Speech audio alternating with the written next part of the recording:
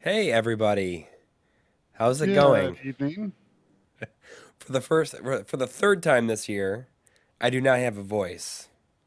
Like, Ba- how is this? I just don't understand how this keeps happening. I don't know. I don't know. You're you're you're holding up production, Corey. It's true. I like developed a kind of a cough and cold on I want to say it started on like Tuesday, Mhm. and then these last couple of days like I've just been kind of coughing a whole bunch, and that's what led to my voice being gone.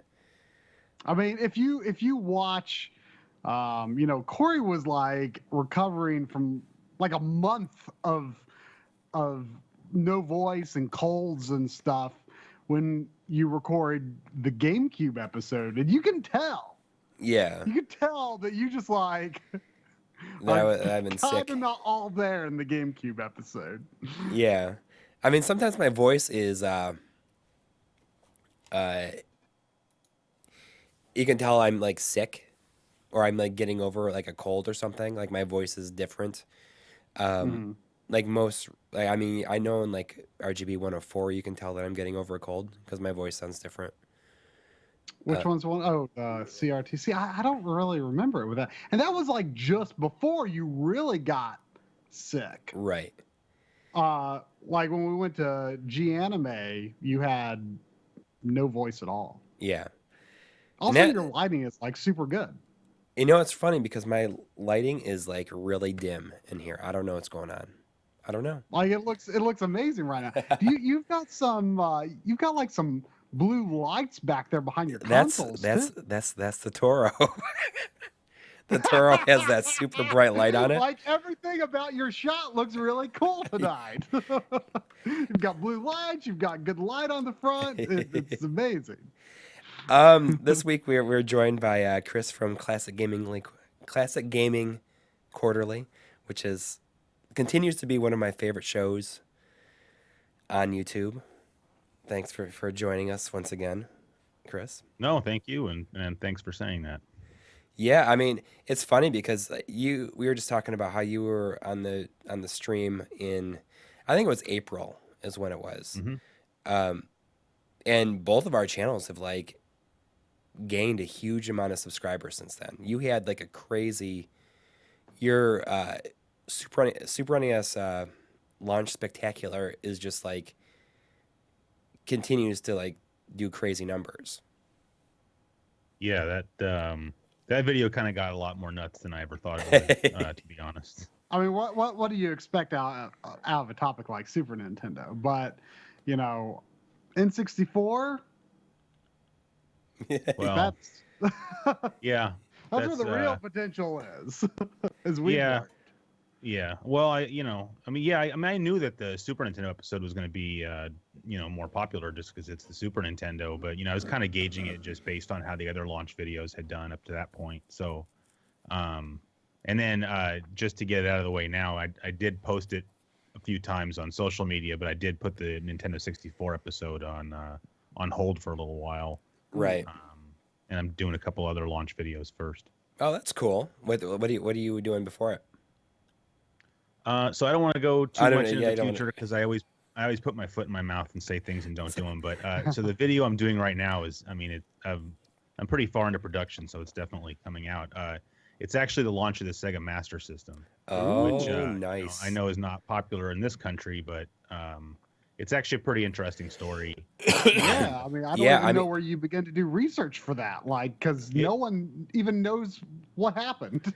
well, it's actually you don't been even the know hardest what like one for it's me to do any kind of research on, just because that it would be like trying to do the launch of the Nintendo, the original NES, which of course I'm going to do as well. But Mhm. those systems both came out when we were in the midst of a video game crash, and there really was no media coverage of games. right. And so I had a really hard time finding information on the Master System, and then I finally saw.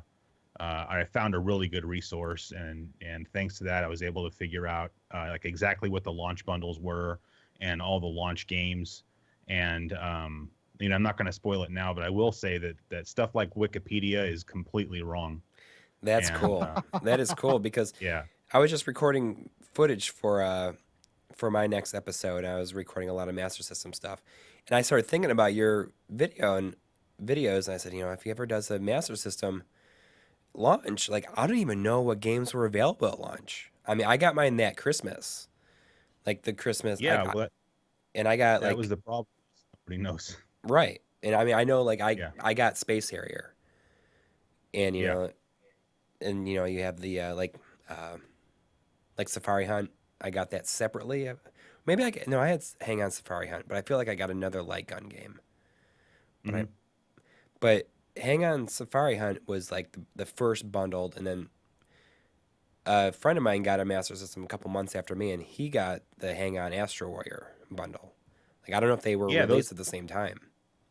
Yeah, those bundles were actually both available at launch. It was just that the Hang On Safari Hunt bundle was $150, and Hang On Astro Warrior was like $125 because, of course, it didn't come with the light gun. Was it kind of a regional sort of launch, like launched in different regions of the country at different No, I times, didn't. like the NES kind of did? Yeah, no, the NES was the case. The NES launched in just New York and Los Angeles and didn't launch nationwide for quite some time, actually. But from everything I've found, the Master System launched nationwide at the same time. That's crazy. Yeah, that's that's gotta be a crazy thing to research. Yeah, It is, but like I said, it's a lot of fun and it's pretty interesting. And I don't want to say who yet, but I have actually somebody who's going to collaborate with me on this episode.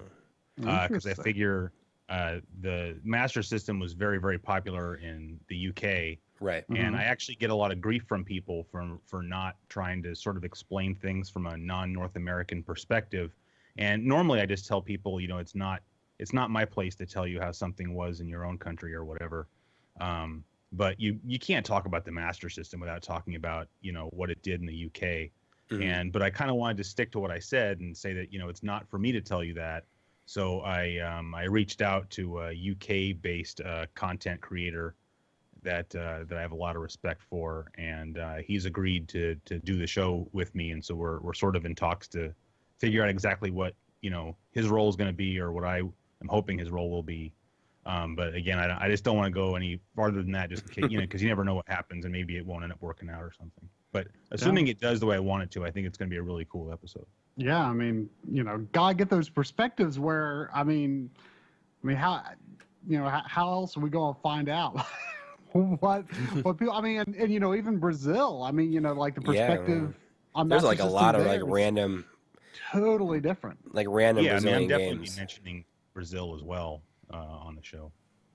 I was recording some footage from some Brazilian games for my next episode, and it's just crazy. Like stuff, huh? yeah, like Street Fighter 2, Earthworm Jim. Like wow. And like they're not good. Like they're not. I don't like. They might like they're kind of a novelty. I think because they're it's pretty cool that people like like they got ported, but yeah.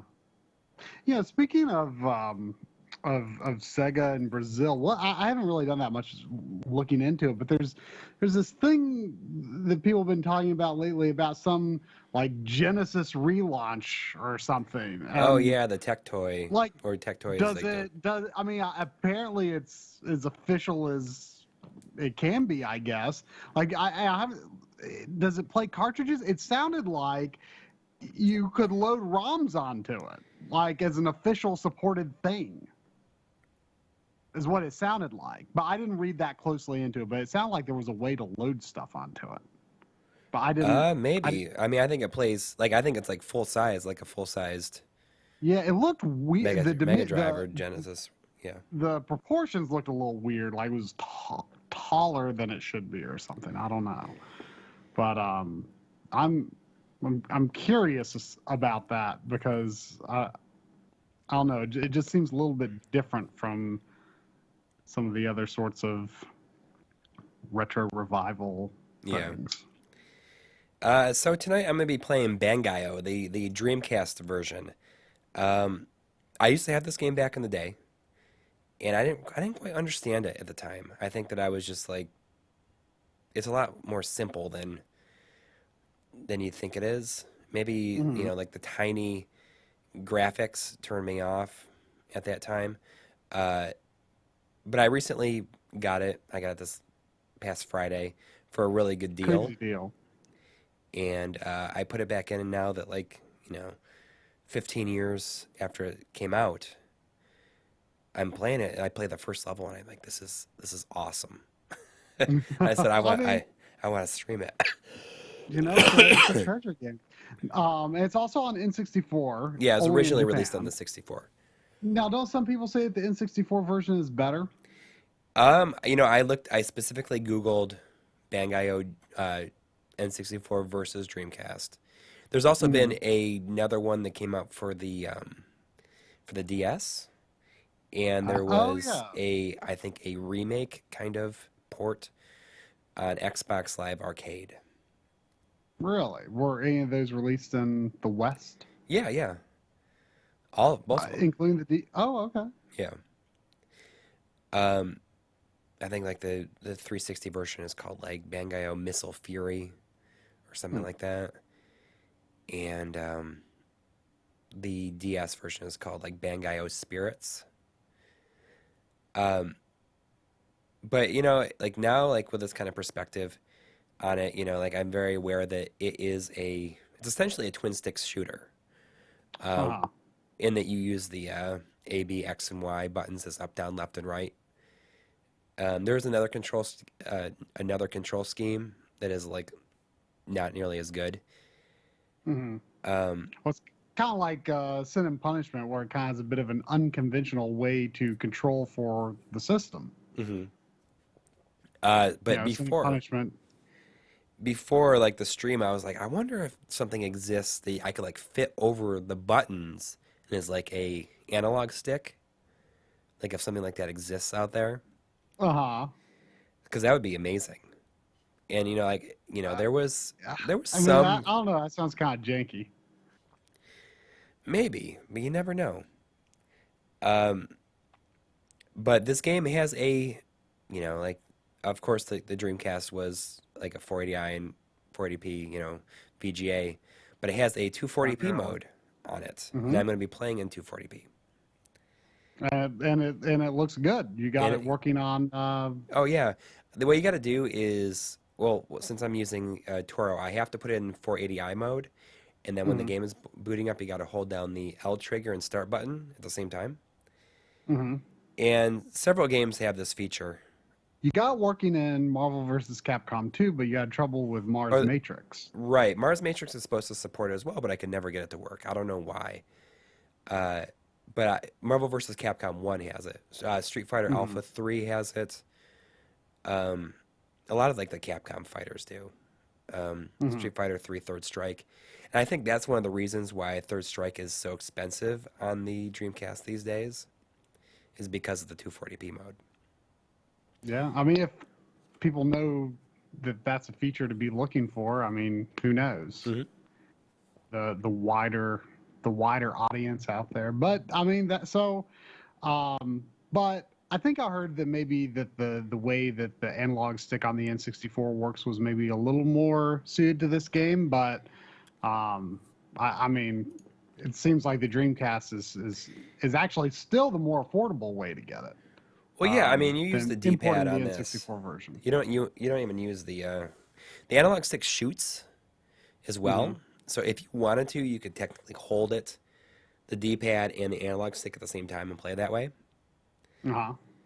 But the All right, D-pad well, moves and flies around, and A, B, X, and Y shoot, and the L trigger switches characters, which have like different guns, and the right trigger uses like kind of shoots a whole bunch of missiles at once or lasers at mhm. once. And I just found this out from reading the manual because I was watching the demo because I saw like like demo is getting these crazy high scores. I was like, how does it even doing that? So Mhm. I looked in the manual, and if you let the like the special attack go when there's a bunch of like enemy shots near you, it'll make Mhm. it'll shoot more lasers during that time or more shots during your special attack. You can kind of see what's going on here. Like on Well, the demo. the game finally just appeared for me. Okay. And Chris has also Okay, not played this, so neither of you guys have played this. No, but So I there's mean, like no hey, I other like perspectives. Treasure. But I like treasure games. Mhm. I see how the sprites are a little small though. You know, I mean that I can kind of be turned off a little bit by stuff like that too. You know, especially with modern HD games and a lot of indie games in HD kind of have this tendency to just show this huge level with these wee itty bitty little sprites, and sometimes I don't I don't know. I kind of like being a little more up close to the character. right. More of a connection, I guess. The story is like really ridiculous. I just want to read like a little excerpt from it. Brother Ricky, this is making me think of people getting beat up and getting into fights. One of the characters is named Ricky. This is like Kunio-kun. Well, it takes place 200 years in the 200 years from now on a planet called Danstar, which is populated by hot-blooded guys.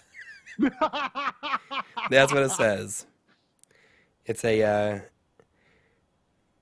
United Stars of Humanity colony populated by hot-blooded guys. That's what it says. And this evil gang is seized control of the space fruit trade. Explosion Invincible Bangai-O. Yeah, Yep. this totally sounds like a treasure game. I mean, treasure is All right, I'm gonna go ahead and start. good at nonsense, if nothing else. Right. Another. It's funny because I had my save file from when I had this, 15 years ago. And it's kind of what's that? ESP published this. Were they in any way related to? Crave published it in the U.S. Well, it said ESP, which is like the name that you see when you boot up like Grandia. Yeah. And doesn't that name appear on like some Working Designs games? Yeah. Well, I mean, it's Lunar. Lunar has it, I believe. But I mean, 99, 2000. I mean, that's this is around of the era of Sin and Punishment. Yeah. Like arguably the most prolific time for them before they started doing sequels. Yeah, a little after this, they made a GameCube game for Nintendo called Wario World. I always forget that Treasure did that. Yeah, and I didn't really know anything about Treasure at the time. I didn't, know they were a big deal. I did buy that game. I didn't play all the way through it. It didn't really captivate me, but I've since heard that there are people who really like that game a lot, and now I kind of wish I'd given it more of a shot. I'm not sure if it might be a little valuable these days. I kind of forget, but kind of like it may have just not clicked with you at the time. Right. Treasure's games are different, if nothing else. Yeah. Chris, have you played a lot of Treasure games? Excuse me. Not really. No. I know. I haven't said anything really unpopular lately to make people angry, so I'll just go ahead and do it right now. I don't like Gunstar Heroes at all. Whoa. Oh. Well, let's discuss this. Is there a why? A reason why? I understand that it's a good game. Like people like it, and I see it, and I go, "Oh, it looks good." Anytime I play it, I just can't get into it. I can appreciate that. I mean, I didn't like it a ton when it came out. I like it a lot, but I'm definitely not as big of a fan as a lot of people are. I never played it until the Wii Virtual Console, and one of my friends was way into it, and so I got it, and I'm like, yeah, this is good. I like this a lot. I just kind of respect Treasure's commitment to complete nonsense in the name of just making stuff fun. It's like there's something admirable about the level of stupidity in some of their games. It's like an awesome sort of stupidity. Yeah. I do like I like Radiant Silver Gun and Ikaruga though. Oh yeah. So, Ikaruga, I feel like, is like the first Treasure game that like really made me kind of just really get into what it is, like just get into them in general, I guess. Mm-hmm. And some of those games I think feel a lot different from some of maybe the majority of their output, which are kind of, a little lighter and a little sillier. Definitely Ikaruga, has sort of a pretty serious tone. And, so does Sin and Punishment. And, even though Sin and Punishment is, complete nonsense, but it tries to be serious. Yeah. Yeah, definitely. I mean, I don't know. I didn't like really play it until, like the Virtual Console, even though like I had the opportunity to play it a bit more before then. I didn't really think about it too much, I guess, until... Mm-hmm. So, I mean, you're just shooting lasers like everywhere. Yeah, pretty much. I mean, it is like it's a score game, but also, I mean, there's like 45 levels or something in it, maybe 44 levels. It looks like it looks very detailed. It I can't really view the stream in a very high quality, but I mean it almost, from this perspective, it almost doesn't look 240p just because there's so much going on the screen. Right. I mean, there's definitely it's pretty crazy. I mean, as I'm starting to kind of figure it out how to play it better. Mm-hmm. Like I'm thinking about like my scores and stuff and like how I can utilize them right now, or utilize the crazy amount of shots on screen. Mm-hmm. One Treasure game that I didn't, in addition to Wario World, I guess, that I didn't really give much of a fair shot was Dynamite Headdy. I played that briefly when I was renting the Sonic's Ultimate Genesis Collection, and that was like one of the games that I really honestly had an expectation of liking, and I wanted to like it, and I was hoping to be like, oh, okay, I like want to get like the real thing of this game. But I don't remember why specifically, but it just didn't quite grab me. So but I guess as I'm kind of now that I understand that I got to be patient with the enemy bullets, like wait for them to be a whole bunch or really close to hitting me before I let go of the attack. Like I'm kind of strategizing a bit more. So you call it a high score game, but like, what's like the objective to like beat the level? Oh, there's a boss. There's like each level has bosses, it seems. I mean, I don't know. See a I mean, boss this is like a first level. Yeah, I fought like there's a little cutscene there for a second. Oh, okay. I can definitely see how this game is like a good fit for like, a port to Xbox Live Arcade. Yeah, I mean, I think it'd be amazing with like a twin stick. It would be really. But really cool. at the same time, like it looks like the bullets kind of lock to, the 8 directions. So well, I can see how the buttons work well for it. Right. Yes, very much so.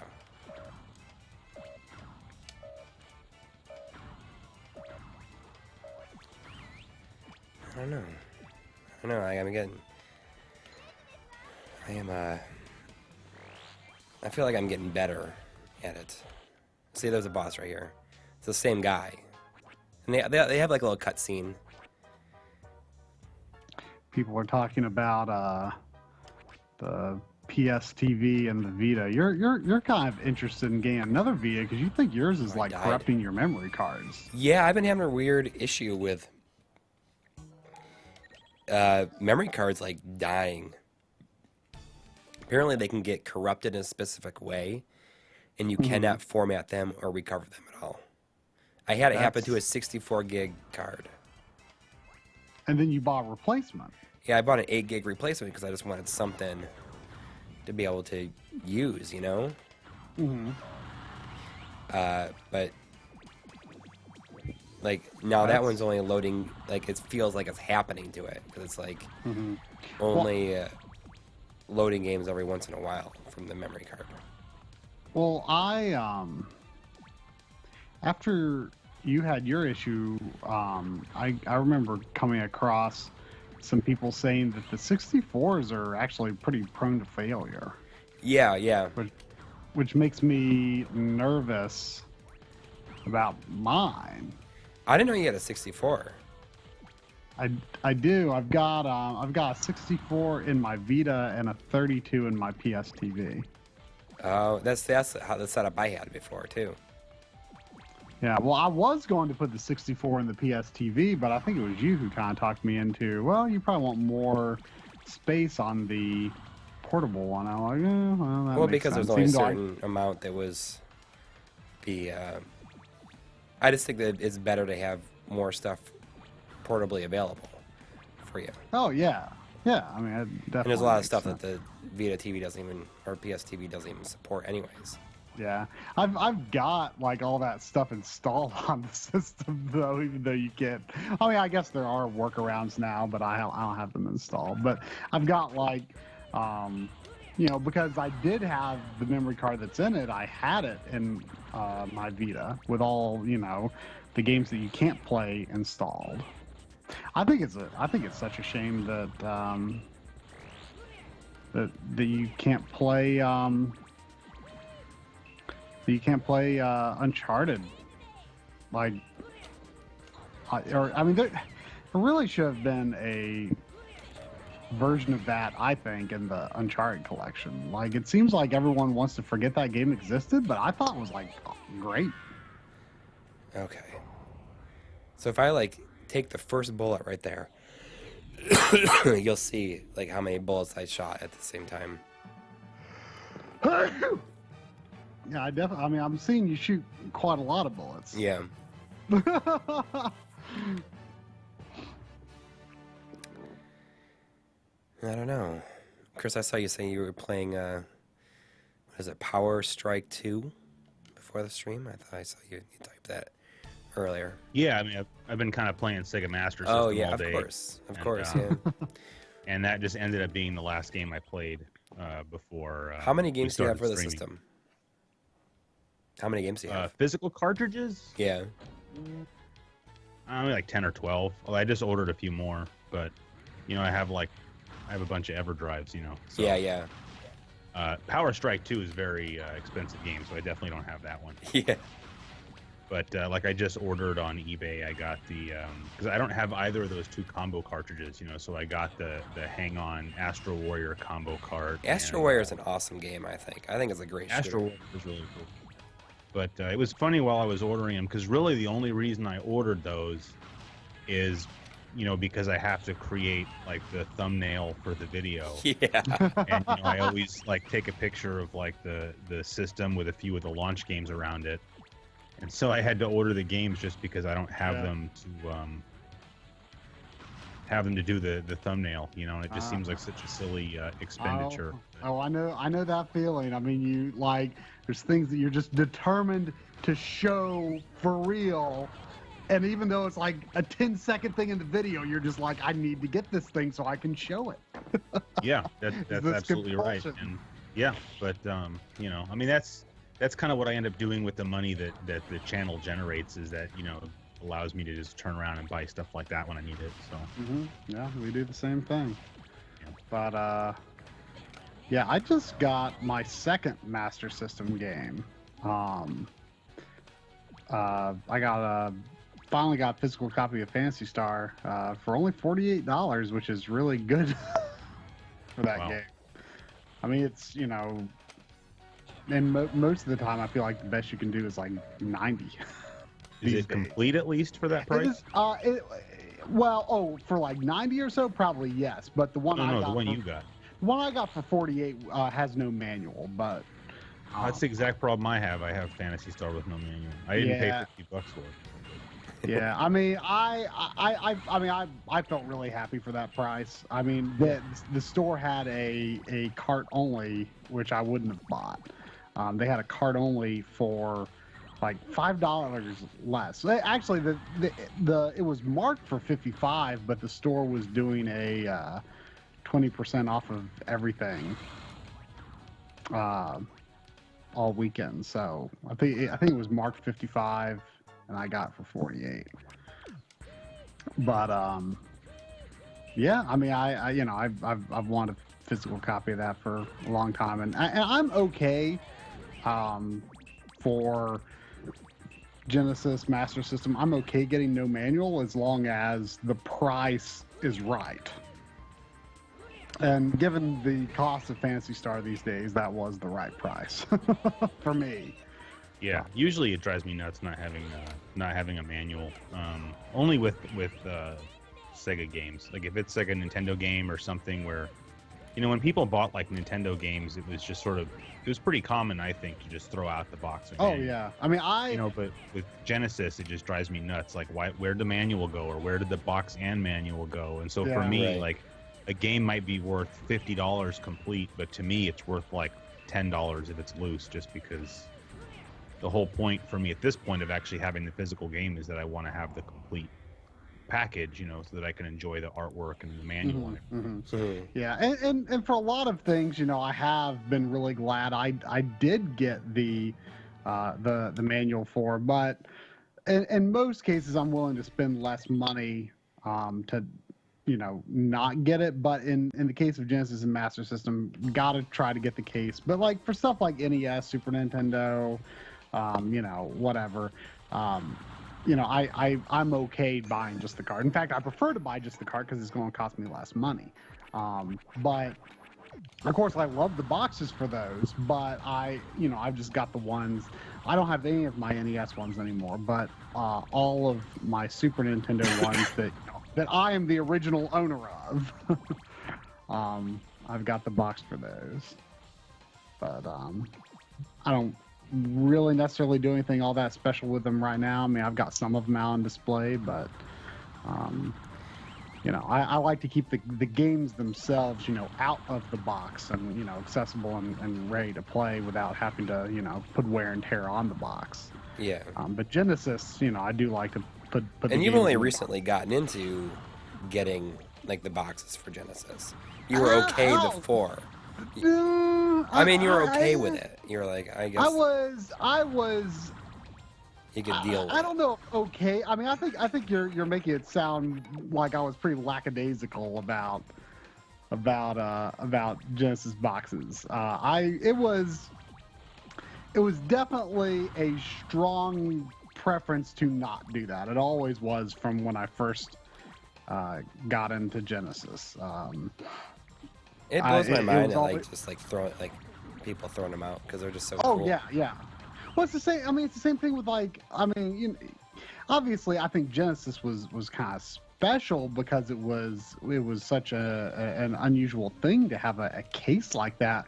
But I mean, I would say the same thing applies to like DS. Like when I go to a game store and I see all these loose DS games, it blows my mind. How do loose DS games even happen? Well, it's just kids. It's just kids usually. Even still, how does that happen? I wouldn't have thrown that away as a kid. Like, how does it happen? It blows my mind. But on the flip side, something that does surprise me is just how common complete Japanese games are and how good a condition you know, Famicom boxes and all that kind of stuff often is from Japan. You know, it'd be hard to find a bad condition Famicom or Super Famicom box, and that just surprises me because like the stereotype, right, is that you know, living space is very limited in Japan, and you know, you would think that would be just like excess stuff that people would be like, well, I can't justify keeping this. It takes up too much space. But you know, for something like DS, it's like, come on, that takes up so little space. Like, just, and the game itself is so small. You want something nice to put it in. I can't understand. But like, where I do need the manual is for you know, disc-based systems where the manual is the cover for the case. Like, that's my definite manual requirement. But other things, I'm willing to make concessions on manuals. Yeah. But don't get me wrong, I love them, and would prefer to have them. And you know, sometimes when I get them and see all the cool artwork inside, then I'll like regret not getting the manual for other games. But you know, as long as you're paying less money, you know, as long as the you know, the price is right for not getting the full package, I think it's okay. If you notice the at the end of each stage, it has like these Ultraman comics. It's kind of interesting. I don't really know what it's supposed to like signify in terms of the context of the game.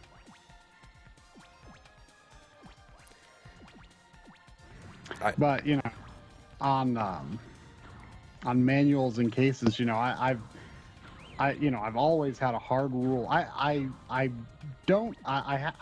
briefly owned Vagrant Story as a disc-only game, and I have absolutely no idea why I like when the store showed me that that's what it was. I have absolutely no idea why I said, well, okay, I'll buy that.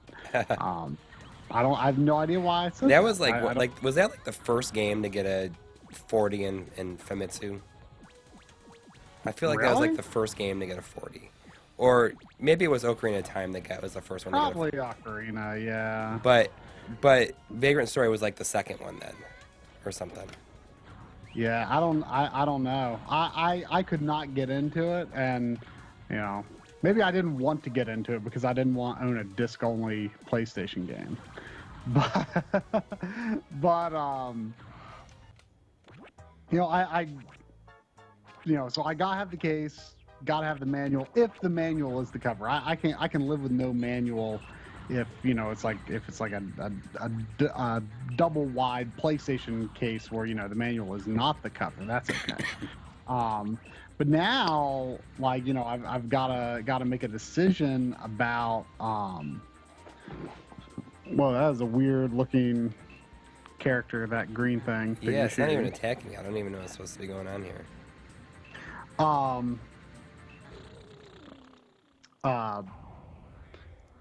But now I've ended up with my first Sega Saturn game is a disc only because it was inside the system. What game is it? You know, it's Soulstar, which is like I had never. It's a super expensive game. Chris, have you played that? You played it. I'm surely you know about it at least. I don't think I do. Yeah, I guess it was by Core, who is the people who created Tomb Raider. Yeah, it's kind of like a Star Fox game. Yeah, I mean, I had never heard of it, and then you know, obviously it was made at the time to compete with Star Fox. Yeah, I mean, I had never heard of it. I was like, I mean, you know, obviously you were freaking out about, you know. Yeah, because it's like complete in box, like $100 game. Yeah, but I mean, even disc only is like worth at least $70. But this is different than the Soulstar for the Sega CD. No, this is that's what we're talking. That's what we were talking about. Oh, sorry, I thought you said Saturn. Maybe I did say Saturn. I might have said Saturn by I accident. think I have that game, Soul Star. Yeah, Soul Star. It's like a Star Fox kind now, of. Now I have to go look. I think I have that. But yeah, it was crazy when they happened because you weren't expecting it all. Yeah. So, but yeah, I mean, I tested it out and it was awesome. And I'm like, oh, okay, so now I guess I own a disc only, CD based game. And, what do I do about that? But I felt a little better about it when you showed me some games in your collection, the cardboard case Sega CD games, they just have clear jewel cases in there. Yeah, there's no art or anything in them. And so, in some ways, a clear jewel case can be considered a authentic-ish Sega CD. Yeah, case. I mean, not for, like, that game was not one of them. It was not, but I feel like I could talk myself into doing something like that. It is just in a plain, clear jewel case right now, but Joe from GameSack has a template for making his own Saturn and Sega CD. Or he jewel uses them case. for Sega CD, like for the games that came in cardboard boxes. He chose to like cut those cardboard boxes up and make his own boxes for them. Which, I mean, those long boxes are kind of a pain in the neck anyway. Yeah. I wouldn't throw them away if I had them, but I mean, it's got me considering, well, maybe just for, how I put them on my shelf, maybe I will do a custom thing, even though I'm normally against that. But in the world of Sega CD, maybe I should consider that. Maybe even for Saturn, because Saturn, the way it's on my shelf now, like they're laying down, they take up a tremendous amount of space. Because the section of the shelf where I have them is not tall enough to accommodate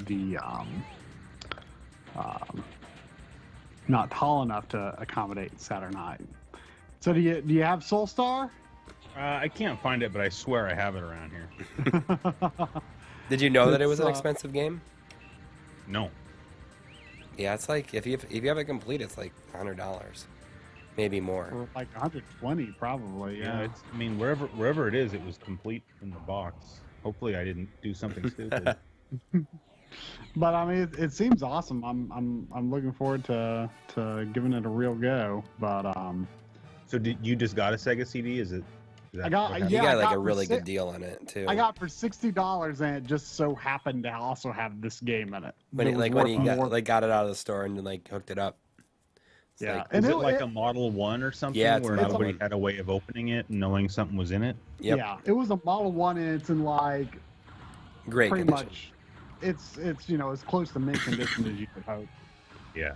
And it works and everything. So yeah, I mean, I probably would have paid double that normally, and I wouldn't have, because I mean, as much as I wanted to have a Sega CD, like the value of the system wasn't that high to me because I didn't expect to get that many games for it.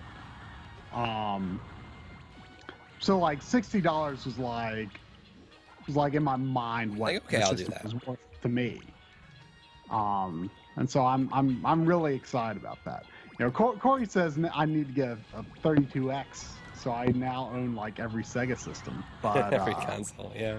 but I don't consider 32X like a system. Well, I mean, I wouldn't call it a system either, but I do agree it's a with Corey that platform. you should get one.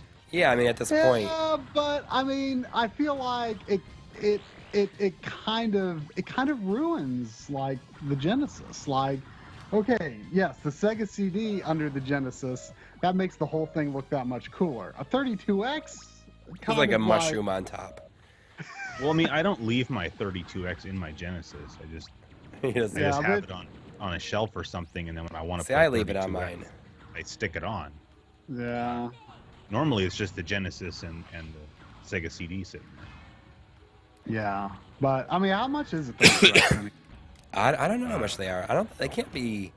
I think they're surprisingly expensive, but I don't think they're that bad anyways. Look it up. I mean, I feel like you just got to do it, just so you have it all then. Yeah. I mean, I don't Chris, even know if there's like really any. I mean, it has great ports of Space Harrier and Afterburner on it. Yeah. Chris, the reason Coury was saying that I own every Sega system now is because I found we've got this Goodwill-owned store near here called The Grid. Oh yeah, I've heard of that. And it's normally very disappointing, actually. I mean, it's not like their prices are like super crazy or anything. Lately, they've been doing buy two get one on all games, which is kind of cool. I don't know if it counts the games in their their good stuff case, but at least the games out on the floor, buy two get one, so that's okay. But it's not like the prices are like super special or anything. But this one week I was there, just totally randomly. I think they were just trying to get rid of like useless inventory, just stuff that they really couldn't sell. And there was this box of as-is systems. Most of them were in pretty rough shape. There was a Sega Master System in there marked for $8, and I'm like, I mean, this, whether it works or not, like I can do something with this. If it doesn't work, then I've got a prop. Or if it doesn't work, they can be converted into like consoleized Game Gears and stuff like that. So I was like, I'll take a chance on $8.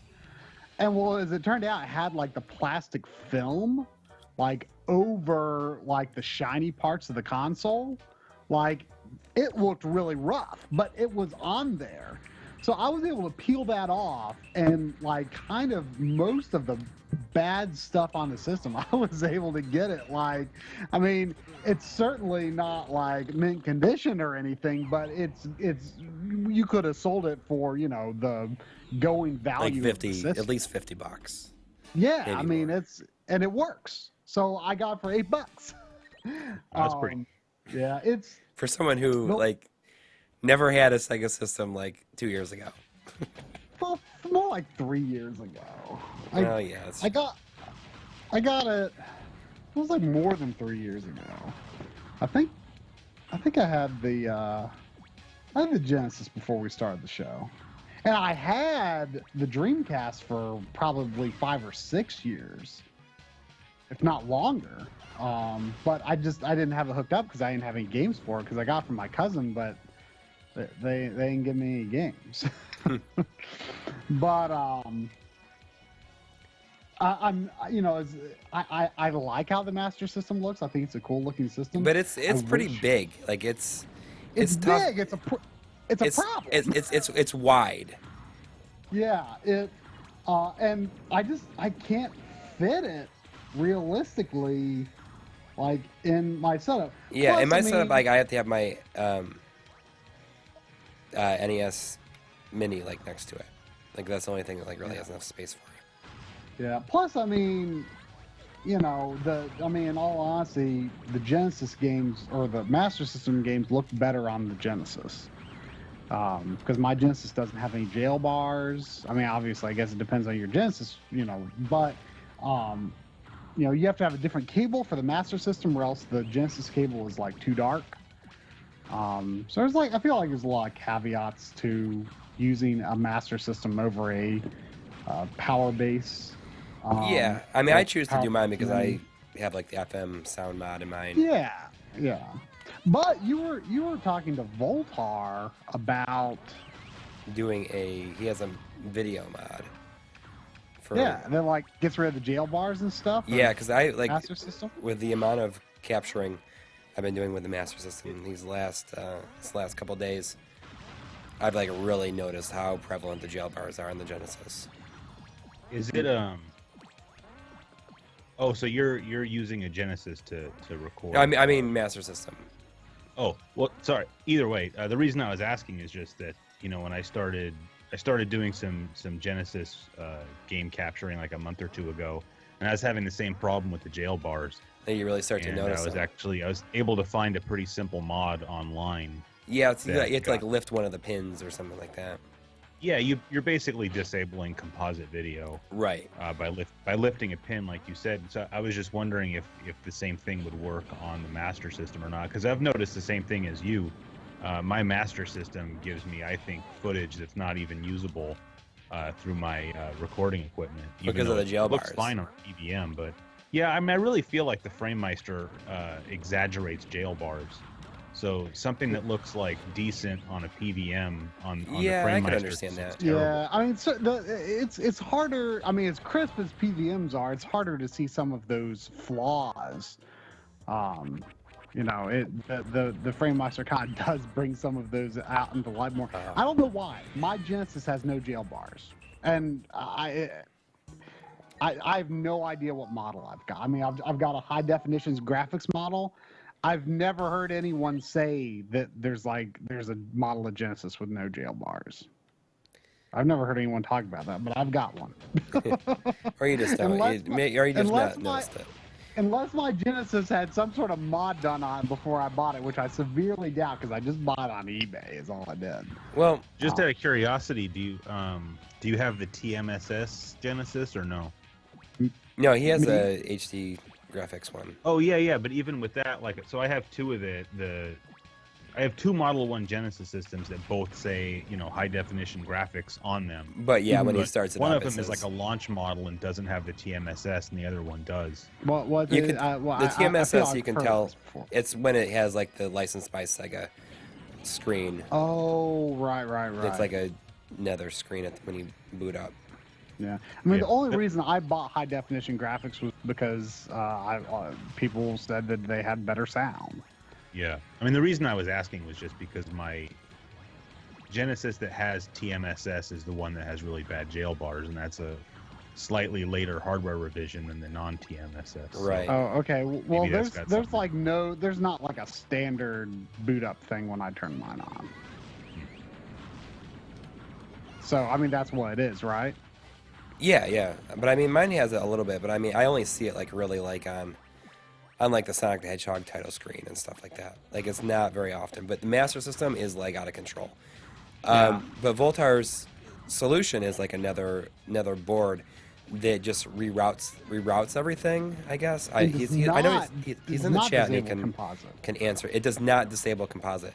And that's kind of a big thing for me, is like I do not want to like lose composite because we might need it for future comparisons for some reason.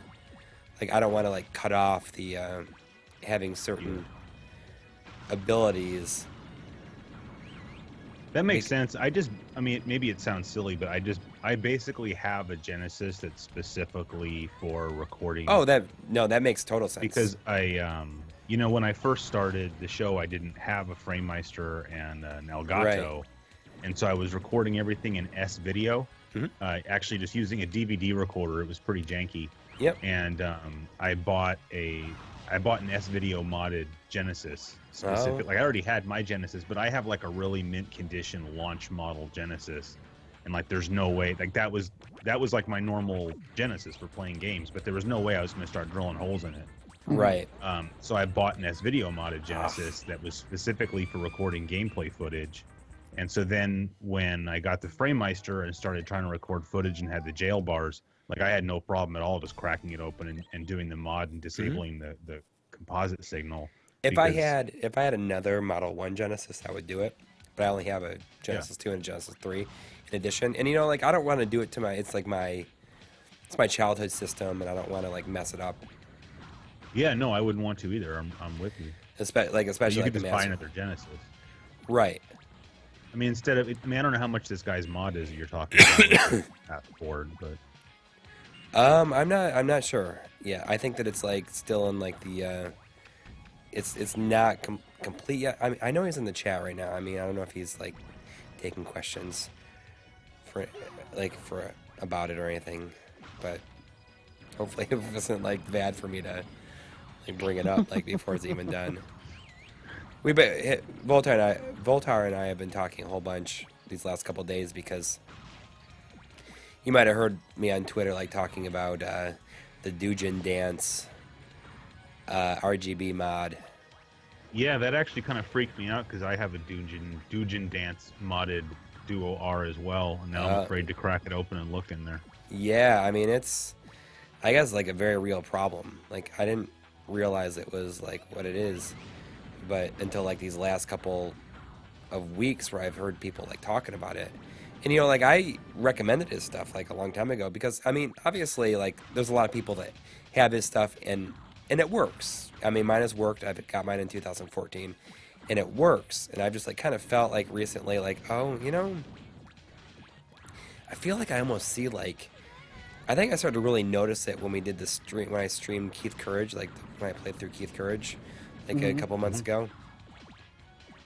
Like kind of, I mean, I was definitely seeing like a checkerboard pattern on the orange skies in some parts, but I was also kind of like noticing like a weird kind of ghosting at all times, like during the movement. And do you see that on a PVM or only even on a even on a PVM?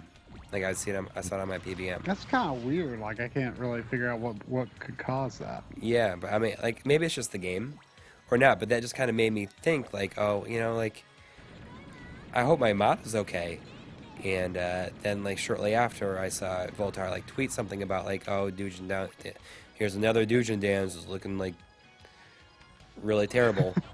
And I was like, well, I know on the PC Engine forums, he's not well regarded for the same reason. Oh, he's not. Those guys Okay. there had to repair his mod work and have said the exact same thing.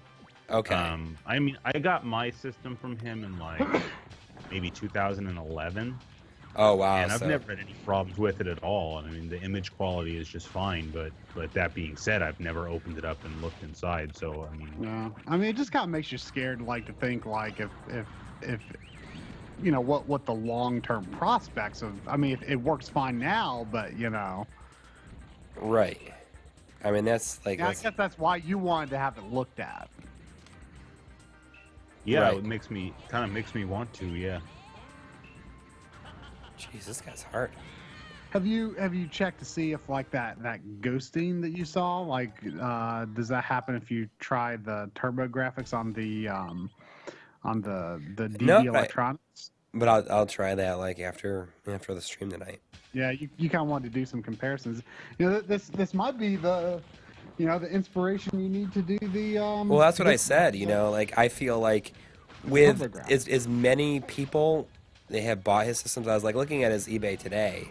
It's like, you know, he has like 100% good feedback because like I mean his systems like they work at least until like it's. And he does a lot of them. Yeah, he's like sold over 800 units, I guess, according to his thing. And obviously, you know, at least they work long enough until people can't leave feedback anymore. I guess. But I mean, does anybody know if he actually does the mod work himself?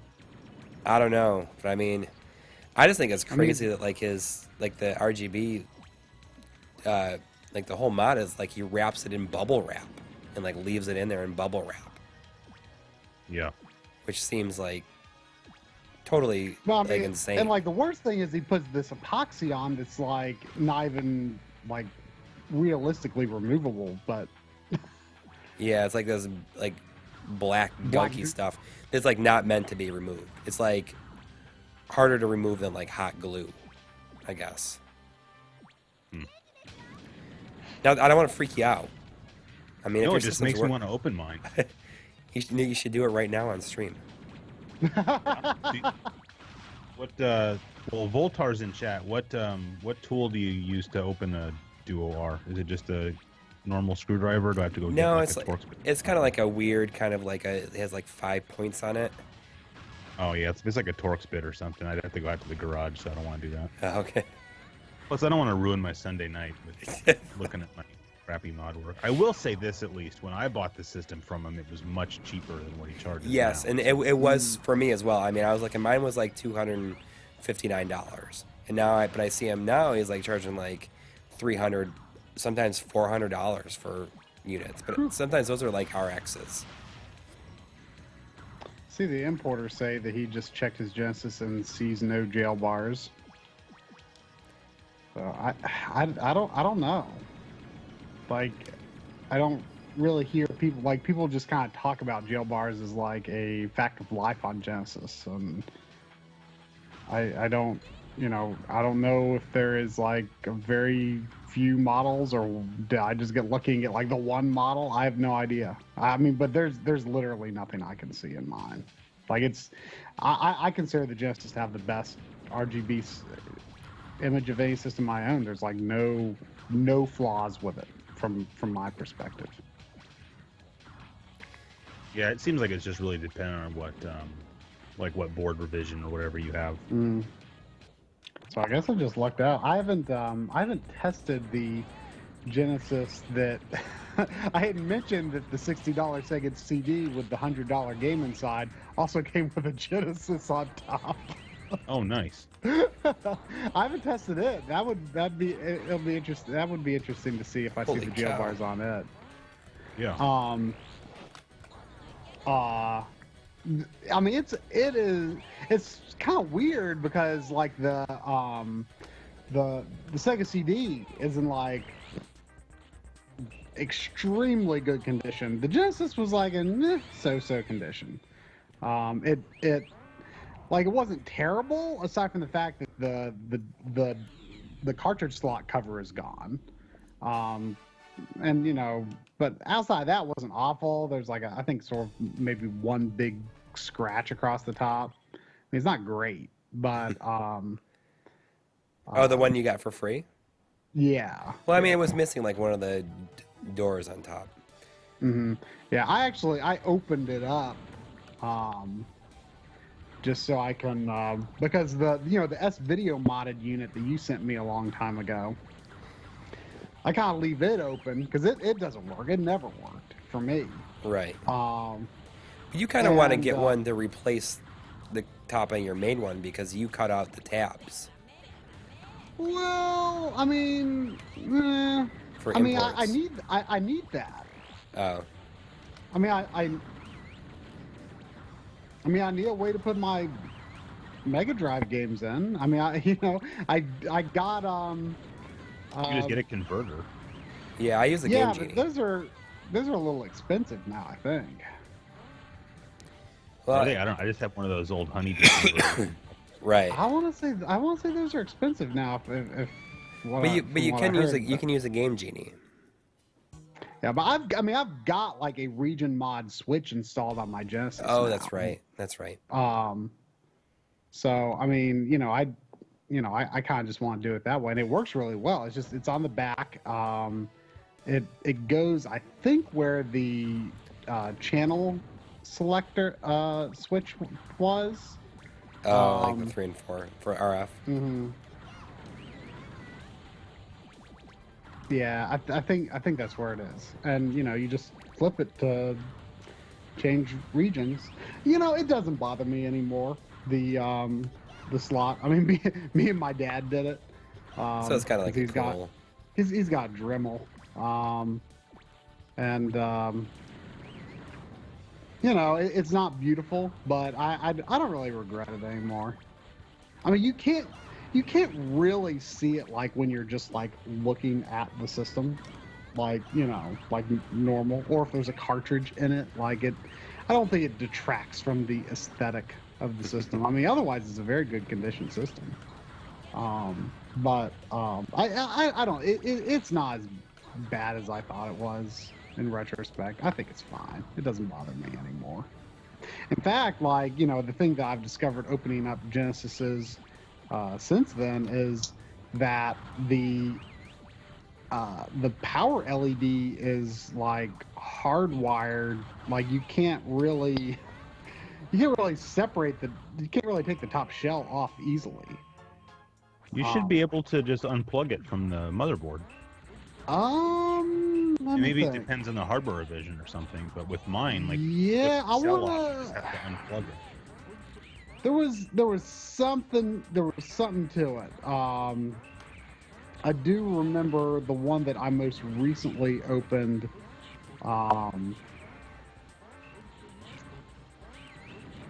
There was I do remember the plug. It was really hard. There was some other issue though that I want to think. Maybe it was just the first time that I opened one up, I didn't realize it was just a simple plug. But the one that I just opened, now that you're reminding me, I think there was the plug, but I think I can't remember what I did. Maybe Wait, I what got plug are you talking about? some pliers to the power LED. Oh, and the Genesis? Yeah, I can't remember what I did. No, I can't remember what I did. But Jeez. yeah, that one that we got, I just kind of opened it up and have just put it on a shelf and I left it open because it's just You never know when you might need it. I have a You might PlayStation need, 1 you that I know. can open up whenever I Yeah, I need mean it's cool to have like a device ready to shoot chips and motherboards and stuff, and I can't do that with that old crappy video one because like the mod work inside is kind of not very good, and it's like, oh well, I can't really show this as representative of the inside of what a Genesis looks like.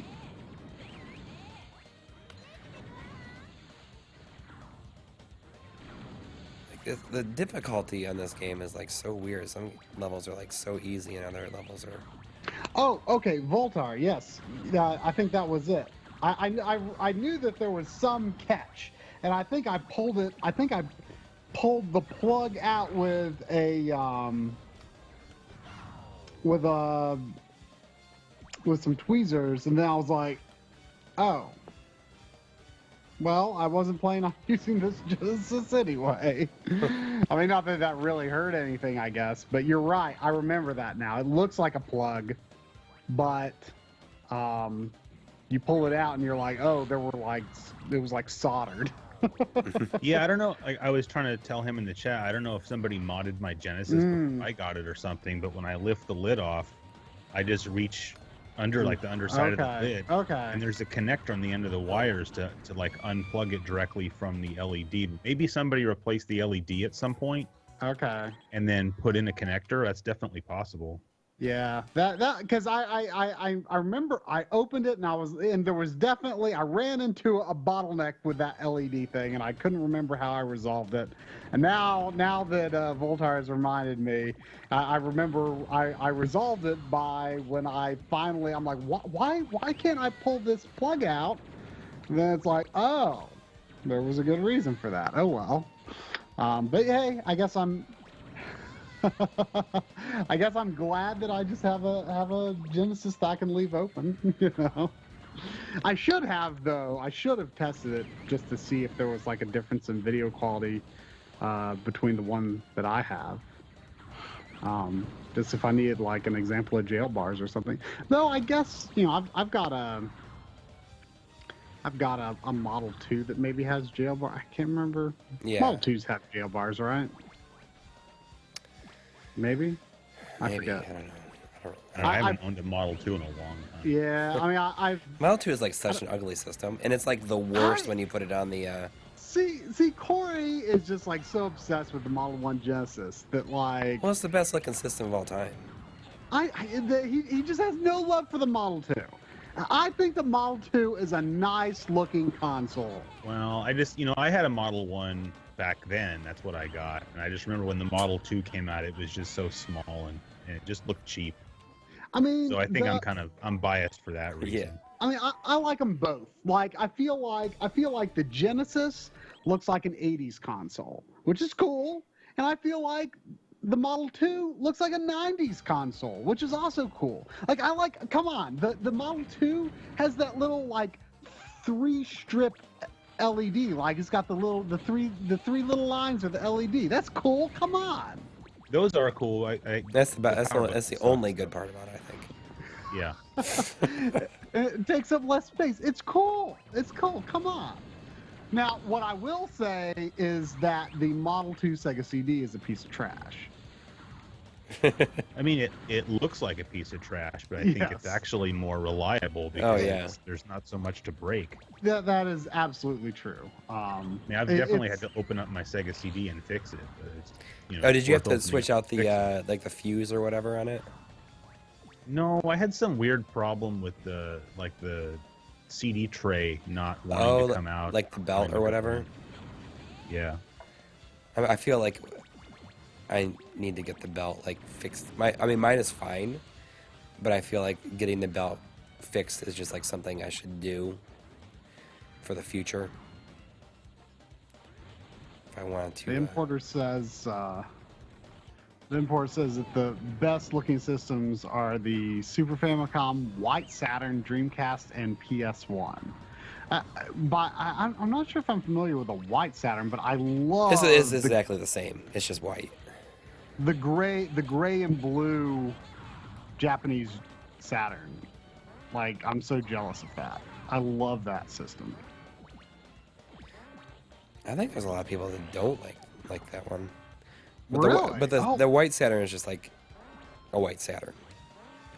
I love the gray and blue Saturn. I really wish that's what we had here. I mean,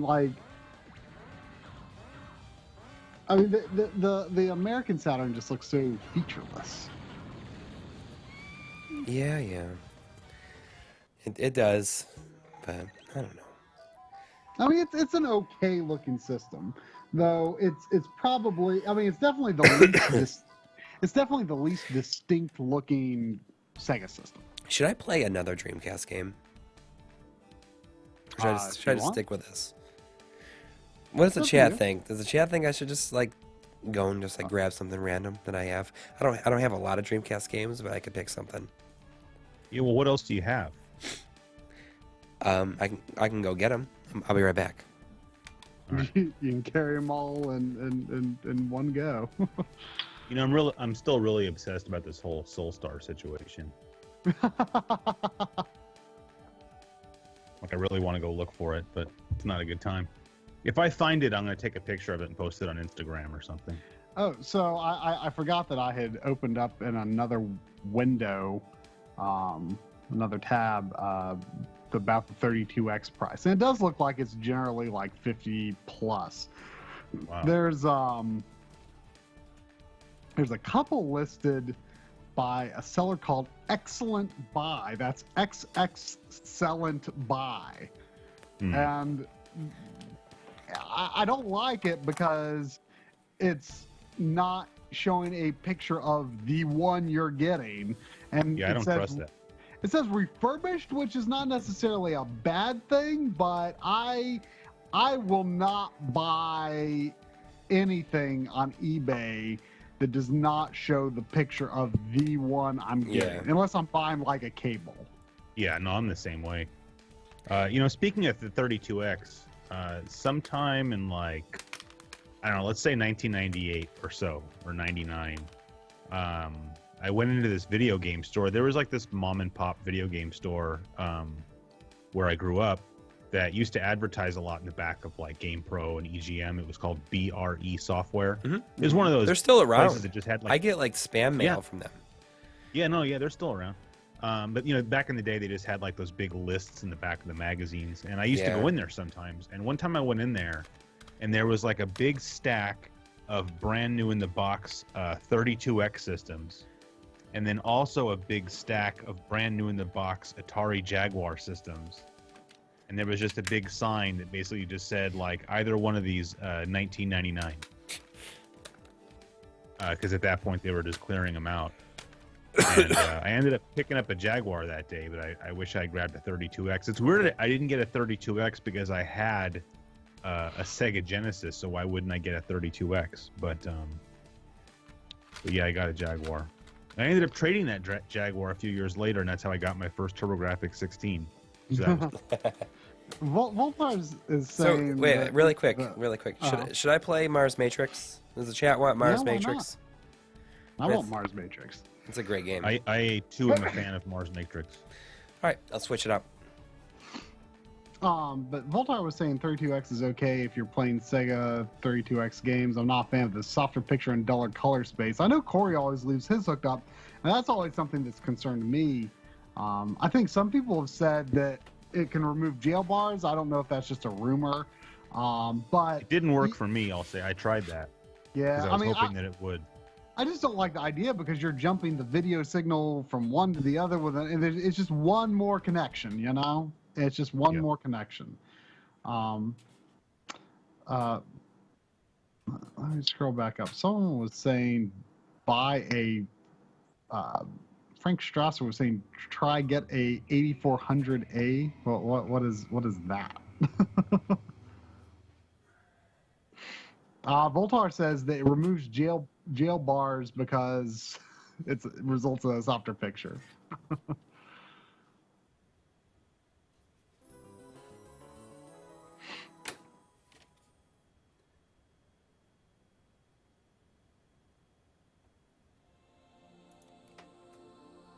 Oh, I see the AVS sitting next to Corey's mixer. Yeah, how are you guys liking that thing? I liked it. Much like the Zoom H5, the AVS is a system that I want, even though I have no real need for it. It just looks really cool, you know, and I figure I'm not going to be able to get one of those NES Classic systems, so I should just get an AVS instead. Mm-hmm. Well, Corey ended up taking it. I would have liked to have kept it myself, but I didn't. If I had used it, like the sort of thing that I would see myself using it for is like I would like leave it at my parents' house or something like that. You know, it's like, you know, just like, oh, it's, you know, if I were to go visit my parents, it'd be like, oh, I could bring a couple of NES carts or something. You know, like it's nothing that I would integrate in my setup, not because I don't like it or because I don't, you know, think it's you know, useful, but it's just that, well, I'm already like so all in on RGB. It's like it doesn't really fit in with the way that things are set up in my setup. Yeah, I think if I had something like that, I would just take it down to the living room. You know, because I have all my gaming crap is up here in the office. You know, but it'd be nice to have that down in the living room. But I'm sure I'd end up never playing it. So it just looks really cool. Mm. This game. Yeah. Somebody's asking, don't you have profiles in your FrameMeister? Yeah, but I mean, when it comes to like streaming, I just use a default one that I've like made specifically for that will fill up the screen as much as I can for each system. Like it's like a basic profile that will, if I switch systems or whatever, it's basically a streaming catch-all. Yeah, that makes sense. So Chris, you have this game? This is like another like a really it's like an expensive game these days. Yeah, no, I have a burned copy of it. I don't own the game. It's pretty fun. It is a pretty fun game. No, I like it a lot. It's pretty cool. This is the first bullet hell that I ever played, and probably still my favorite. But I haven't played it in a very long time. So, Frank Strasser was saying that the 8400A 32X is, I guess, more reliable, doesn't crash as much or something like that. There's only one coming up on eBay that's specifically... Wait, there's different revisions of the 32X? Yeah, which surprises me. Yeah, how can you tell which one you have? Yeah, well, this one says MK 8400A, and it's selling for $109, $15. Well, how can you tell? I have no idea. I need to look and see which one I have. Uh-oh, you're going to get obsessed now. No, I mean it's not worth it in the long run, but is it like can you just tell by is there like a serial number you can look at on it? Like right on the unit? I don't know.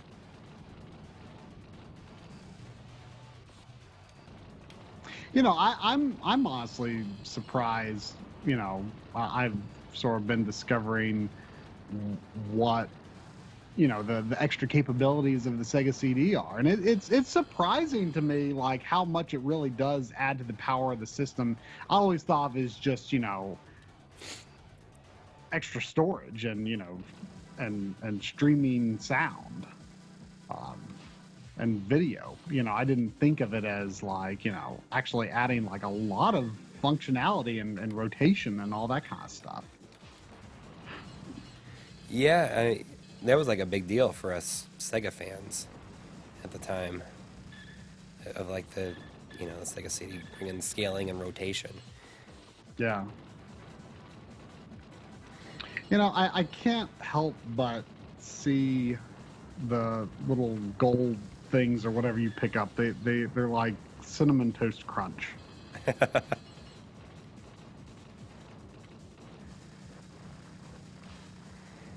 See, it's funny. I wasn't really even paying attention that much when you were playing Bangai-O, but now I'm just like totally mesmerized watching you play Marc.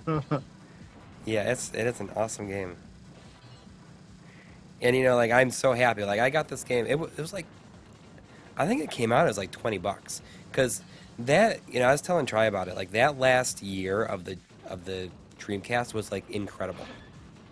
The last like right before the PS2 came out until like it died.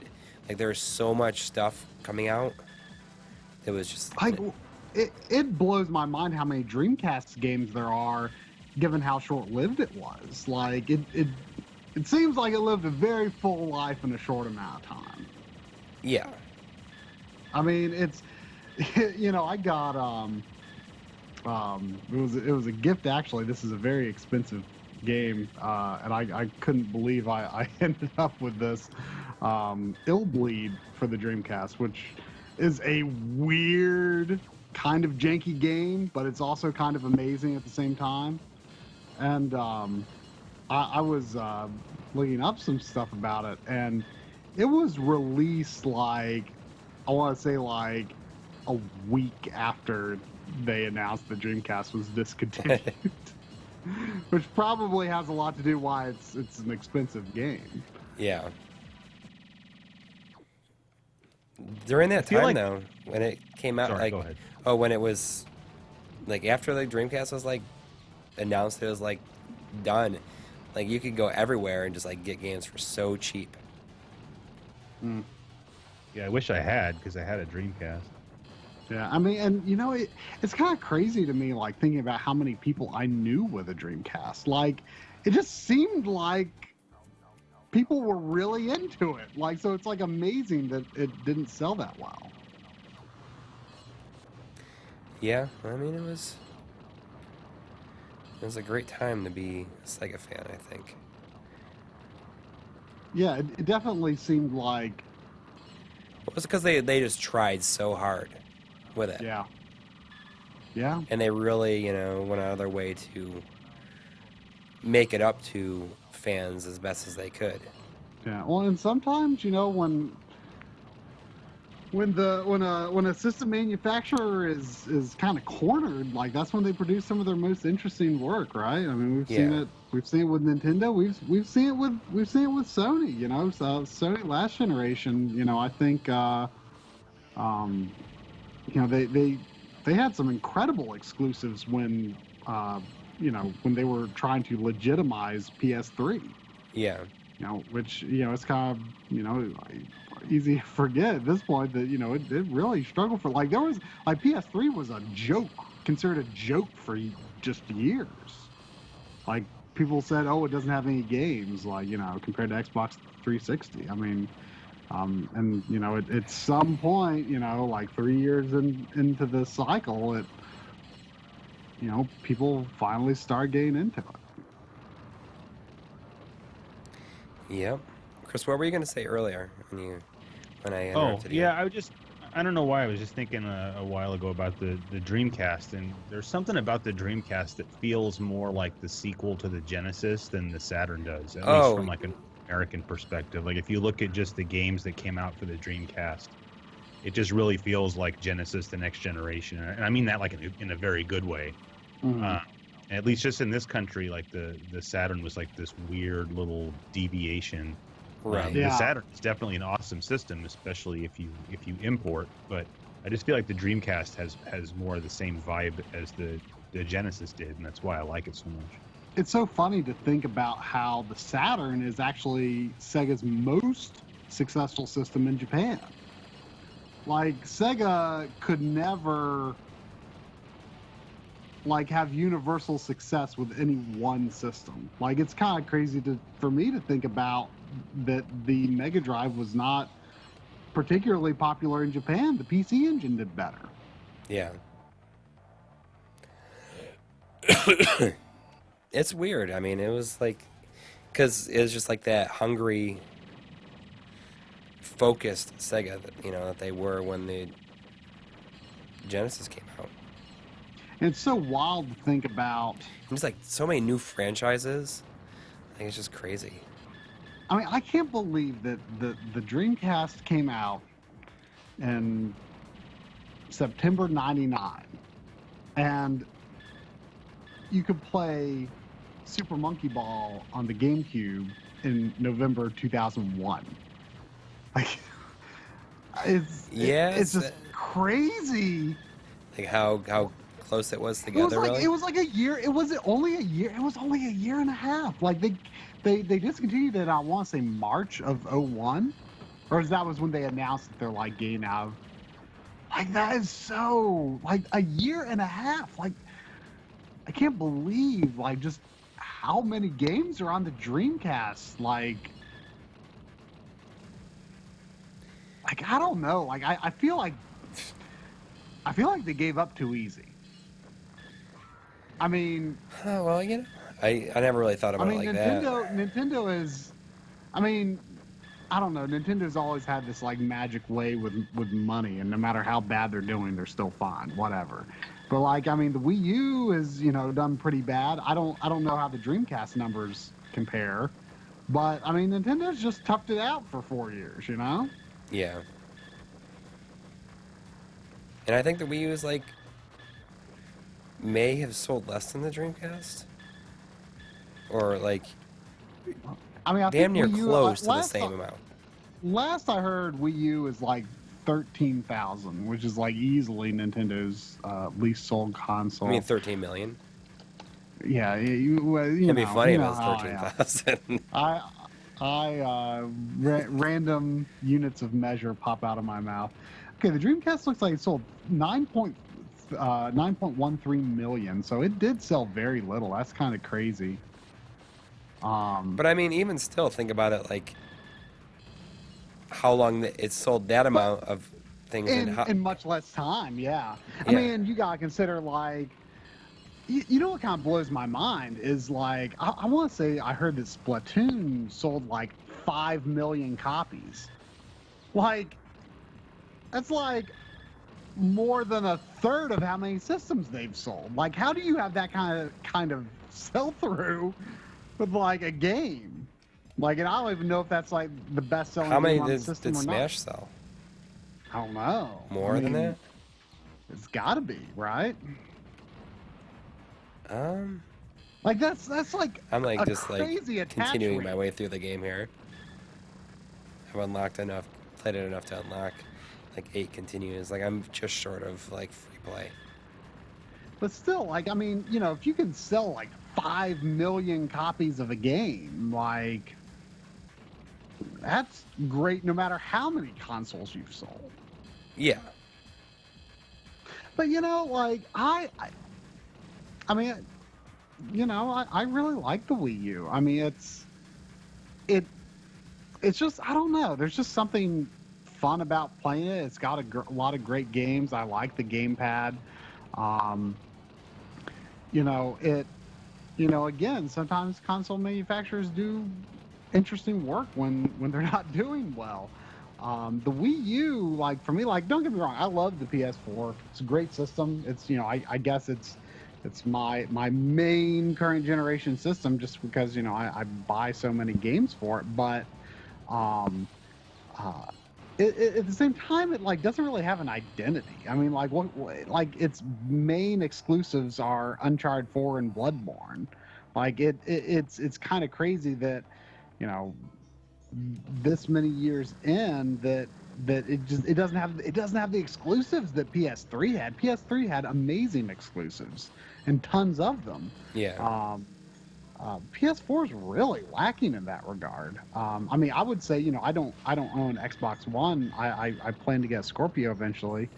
I actually went ahead and bought Ori and the Blind Forest just in case it becomes hard to find, right?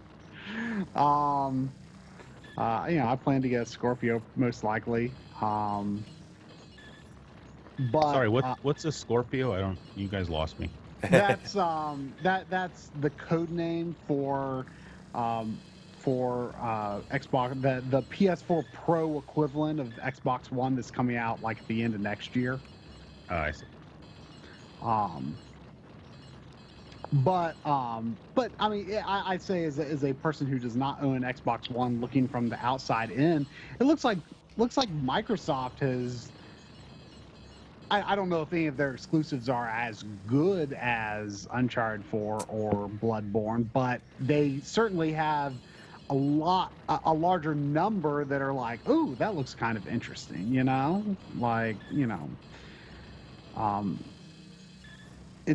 it seems like they're making more effort with their, you know, Microsoft studios than Sony has been with their studios. I don't know.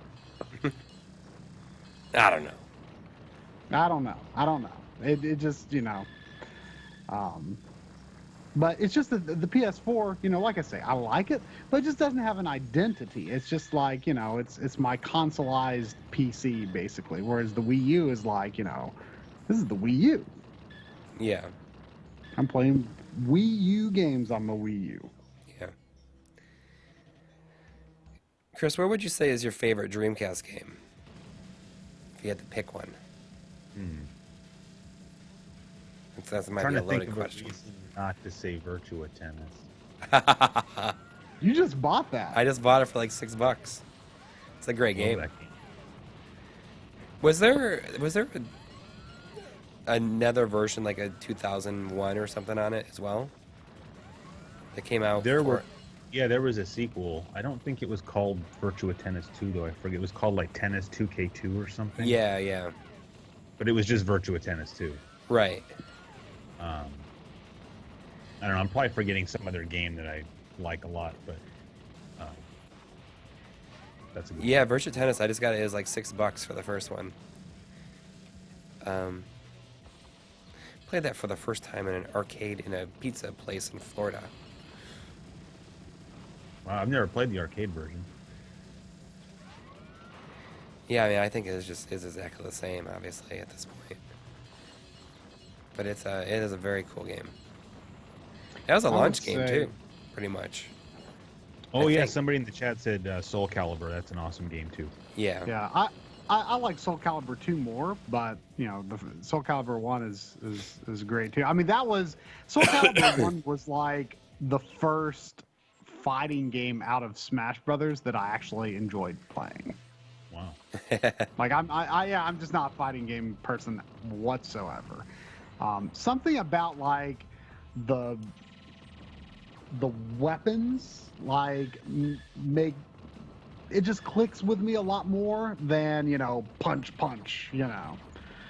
Did anybody in the chat say Skies of Arcadia? Because that's definitely my favorite Yeah, game. someone said Skies of Arcadia, which I played the GameCube version.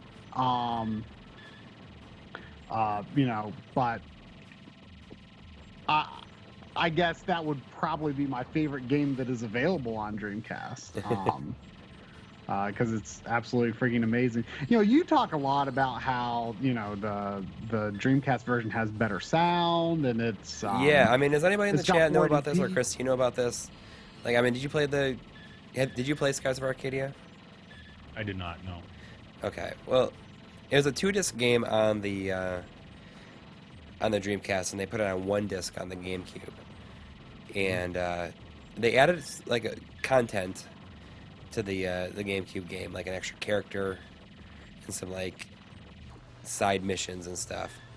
But the music in the GameCube version, because it's on 1 disc, is like way more compressed sounding. Like you can hear the compression in the music, and it's weird I because didn't like, notice it at the time because I hadn't played the Dreamcast one.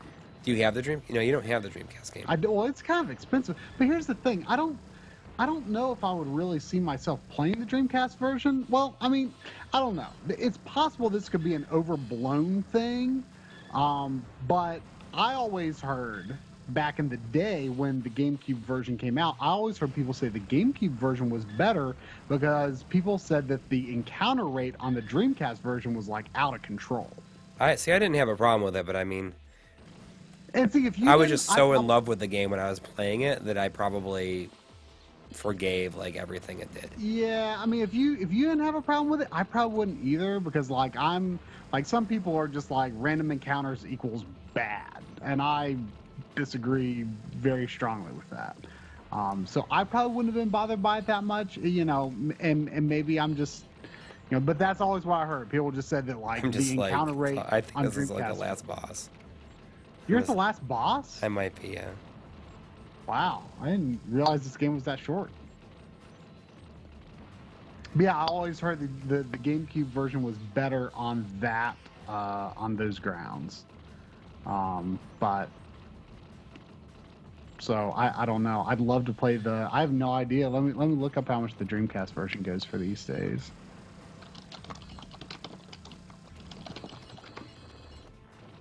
This is like I'm just jamming on the continues here. Is it unlimited continues? No, I think I had 8 continues. I didn't unlock free play, but I'm pretty close in the Oh, shop. it's not as bad as I thought. I mean, I should do a little video on it. Most are like 65-ish, but there's like one here that's 55 complete.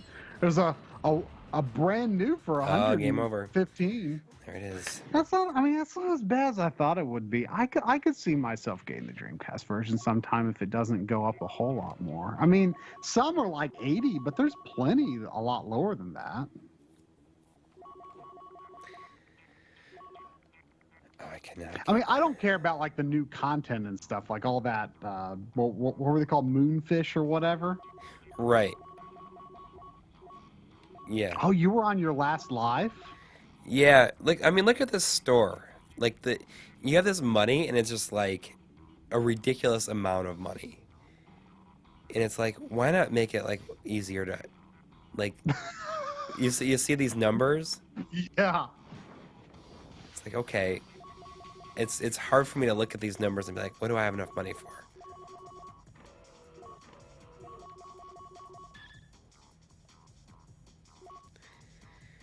See, I've never been into extra content in like RPGs, because it always felt like extra content in other games, great. In RPGs, I don't know. It always feels to me like I don't know. It's always just out of place, and especially with like the Final Fantasy on like Game Boy Advance and stuff, like they add these challenge dungeons that have bosses from other Final Fantasy games, and that's just kind of so stupid to me.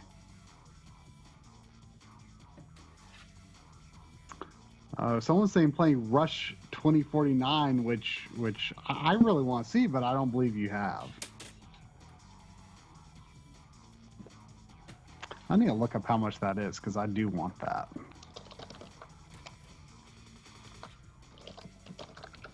I just bought the Dreamcast version of Rayman 2, and when I tested it out, something that I didn't even think of is, I expected the graphics to be better. I heard it runs at a rock solid 60 frames per second, and of course 480p, and so I was like, well, that'd be cool, because I really liked the N64 game.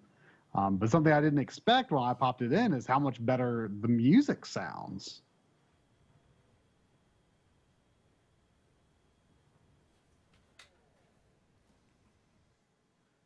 Yeah, Voltar, me and a friend were playing Vampire Knight on PS2, and we were talking about how much it looks like a Dreamcast game. And then we were like, well, I don't know if it's so much that it looks like a Dreamcast game from like a technical or, raw power perspective, if that's the way to put it. I just thought I'd change one more time. I think it's just like that's what Sega's style was in, the early 2000s. Like all their games just kind of have that look to it. That 60 frames sort of deal going on. Which one? Well, I was talking about how like Vampire Knight kind of has like it. You look at that and it like feels like a Dreamcast game, even though it's on PS2. And I think that's just like what Sega's style was in that era. Hang Rush 2049 Dreamcast appears to go for. It's like $20 or something. Between like just under 20 and like 25, 26 or so. I want that. I do want that. I'm gonna play some Virtua Tennis. Nice. Yeah, the problem though with the Dreamcast battery is that it's like why did they make the Saturn one easy to access and they didn't do the same thing with Dreamcast? That makes no sense to me. You gotta be Jim Courier, right? Is he like the go-to guy in this game? It looks like I don't have like all the characters unlocked. I'm gonna be Jim Courier. His green outfit. I'm eventually going to get Power Stone 2. I have somebody holding onto a copy of it for me. I played. I think it was the first Power Stone, and I didn't play a lot of it, but I did enjoy it. Does that have much of like a single player campaign in any fashion? Yeah. Oh yeah. Is it like pretty fleshed out? Like, I mean, it's an arcade, but I mean, no, it actually has like a whole quest mode, I think, too. oh, that might be fun. Because I like the quest, like, or whatever you call it in Soul Calibur. How much is like Power Stone 1 expensive? Like, I wouldn't mind having that. That's a launch game. Was it really a launch game? Yeah. Chris, did you do a launch spectacular for the Dreamcast? I feel like you did. Oh, the first one's a little expensive too. 45 to 50. Or people were just talking recently about the launch of the Dreamcast, and people talk about standing in line. For some reason, I thought about you talking about it. Oh, yeah, no. I have not done that yet, but it's very heavily requested, so I'm going to. A lot of love for the system. But you know, I would say that Skies of Arcadia has got to be my favorite Sega game. Period. Really? Favorite game they ever made. Yeah. I mean, I'm not like a big like. I'm not really into like arcade style games that much. Like, I mean, you know, action games, absolutely, but like arcade style action games, not quite as much. And like a lot of Sega stuff is like, very much the style of game that you would play in an arcade. And so I've typically kind of found myself like gravitating to some of the non-typical sort of Sega games. And,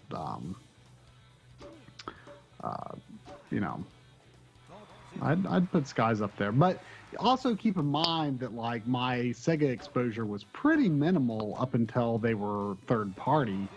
And, so Yeah. some of the first games I played after they went third party were, Super Monkey Ball was my first Sega game, and I really loved that. And, Skies of Arcadia came out, I want to say in the first year-ish of maybe a little more than the GameCube was maybe a little more than a year old. So, yeah. Phantasy Star Online would probably be up there with my favorite Dreamcast game too. The first Phantasy Star Online. Is there anything to do like With it now? worthwhile? Like, yeah. I mean, it has an offline mode. It has like a story. Like, is it? Is it good? Not really. But I mean, like you would just do that when you didn't have anything else to do. It's just like missions, that exist. So you think it would be pretty boring for someone like me to just like attempt to play yeah. I don't think you'd like it at all. One of the best things about this game is like that iconic arcade style Sega butt rock music that plays during it.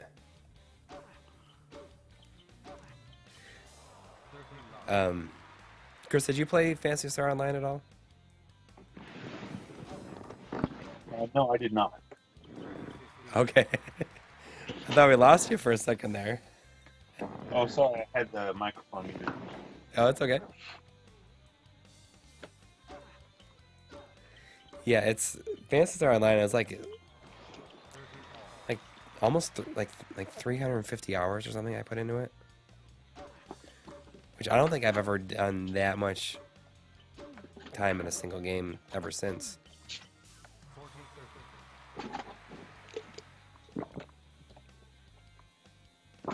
How many hours did you say? Probably like 350 hours. So yeah, that's like, you always talk about that being so crazy, but Then you I think feel about like like Final Fantasy 11, you would say like, Final Fantasy 11, like I had to put way more into it. But there were also like, I'm under the impression that Phantasy Star is quite a different game. oh yeah. Well, I mean, Phantasy Star is very much like Diablo, in that it's like you play in the same four But areas, and they're like you have like It's not- 3 different variations of those areas. It's not like a persistent world like Final Fantasy, right? Right. I mean, it's just like it's a town hub, and then there's 4 different dungeons you can go to. Mm-hmm. The importer said he sounded drunk for a second there. Saying what? I don't know. Oh, I just noticed now that I didn't notice before that you added Coury playing and via Skype. Yeah, I mean, I just thought It makes sense. I think that when we do like the whole makeover for like the stream screen, we should have that like built in. Like whoever's playing is on like the, just so it says it. Yeah. We were supposed to do that this week. We never did.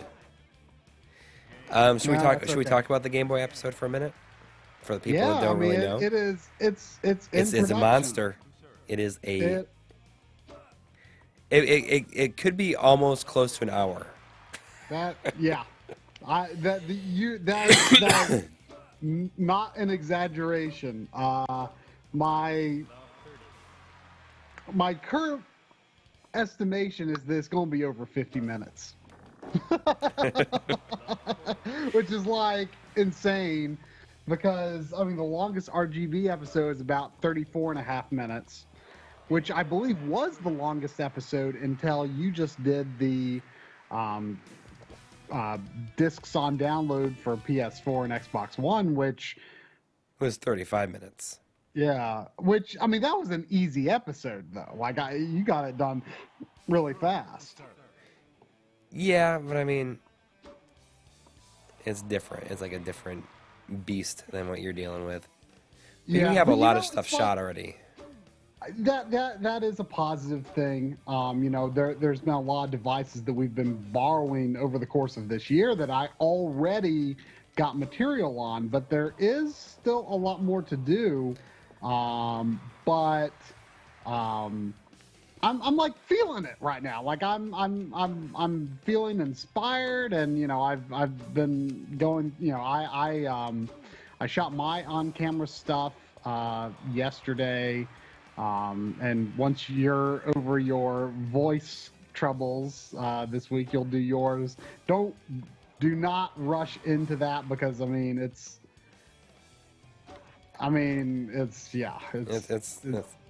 a lot Just, too. just drink some hot water with some lemon and honey in it. That's what I do. Yeah, Yeah. like I. What did our friend Game Dave always recommended like a kind of a tea stuff. It's like a lemon tea stuff that's called like loquat syrup. It like apparently opens up your throat to make it easier to speak. Maybe I should try that. I've only tried it once. It's like this guy. Did it work? I don't remember if it did. I don't know if I did it right. I don't know if you can do it wrong, but. But yeah, Hey. like. What? What? Go on. Sorry, I didn't want to interrupt you. I'm going to change the No, no, subject, so you Oh, should No, go ahead. go on. Go on. Well, I was just gonna say, I mean, it's stupid, but just since we're talking about voice stuff, I was kind of excited. I actually recorded a voiceover for somebody's iPhone app. Like somebody's making an iPhone app. They wanted someone to do voiceover, and they asked me, and I did it. Can you say what you had to say? No, because I don't remember. Because it was just whatever the script was that he wrote. It's first. I think it's like some iPhone app for like foodies or something. Was that the thing that you tweeted about where you showed like the your recording setup the other day? You like tweeted like a picture of your recording setup. You have that really awesome classic looking stereo receiver that I like. Yeah. That's just my desk. The receiver sits on my desk. I forgot what I was doing. I was recording the audio for that EverDrive video when I did that. Okay. Normally I actually record down in my basement because down there's no echo or anything. But we had to tear up our basement a couple weeks ago, so I couldn't use that. So actually, for the guy that I did the voiceover for, I just took my microphone stand downstairs to my wife's office downstairs. She has a walk-in closet that's full of all of our coats and stuff. And I just went into the closet and just stuck the microphone stand right in front of all the coats so that it would, deaden my voice. And it actually turned out pretty good. Nice. It's fun to do like stuff to like record stuff that you like didn't write. You know what I mean? Yeah. Actually, I felt like it was way more pressure.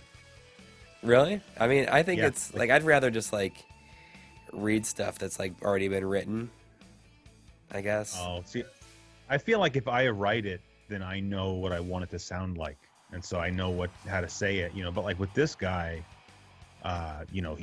he sent me the script, and then he actually recorded himself saying it, but he's Australian, and his whole thing was that he said I had a good voice, and also he just wanted an American because he said that people like Americans better or whatever, in that context. I mean, people prefer like the American accent or whatever for stuff like that. But other than that, I didn't know like how he wanted stuff said. And so I just recorded it and I just sent it to him. And I just basically told him like, just send me some notes if this is not exactly what you wanted or whatever, and I'll redo it. But that ended up not being necessary. So. That's cool. I mean, I've never like really. Is that so? That's like the first thing like it you've done. Yeah, I mean that's not something I'm really looking to do. Like I get a lot of people telling me that I should do stuff like that, like, oh, you should get into voiceover. But the thing is, in this day and age, there's so many people that just. I mean, what do I have? I have a deep voice or whatever. But these days, like anybody can just go online and buy like a USB microphone. And set up a little isolation setup and work out of their house with the internet. So there's like so much competition in that area that it's not really worth it. I think it's just too much trouble to try to go like compete with other people in that arena. But if there's someone like this guy who just wants something done, I just do it for free just because it's fun. Yeah. Hopefully I'll get a free copy of the app. Well, I have an old phone, so maybe it won't even run. So by the way, while I had the microphone, the reason I had the microphone muted is that I just took my laptop and I unhooked everything and I went into the closet space thing where I keep some of my extra stuff, and there it is. Oh, you do have it. I do have it, and it's complete, and it still has the $3 price tag from the thrift store where I bought it. Nice. In fact, I remember this day because I got a bunch of Sega CD games, and I got a Model 2 Sega CD system with it, and I got a few Genesis games with it too. It was like this anything little else weird... as good as that? Any other Well, I mean, notables? I didn't know this was like an in-demand game until you told me.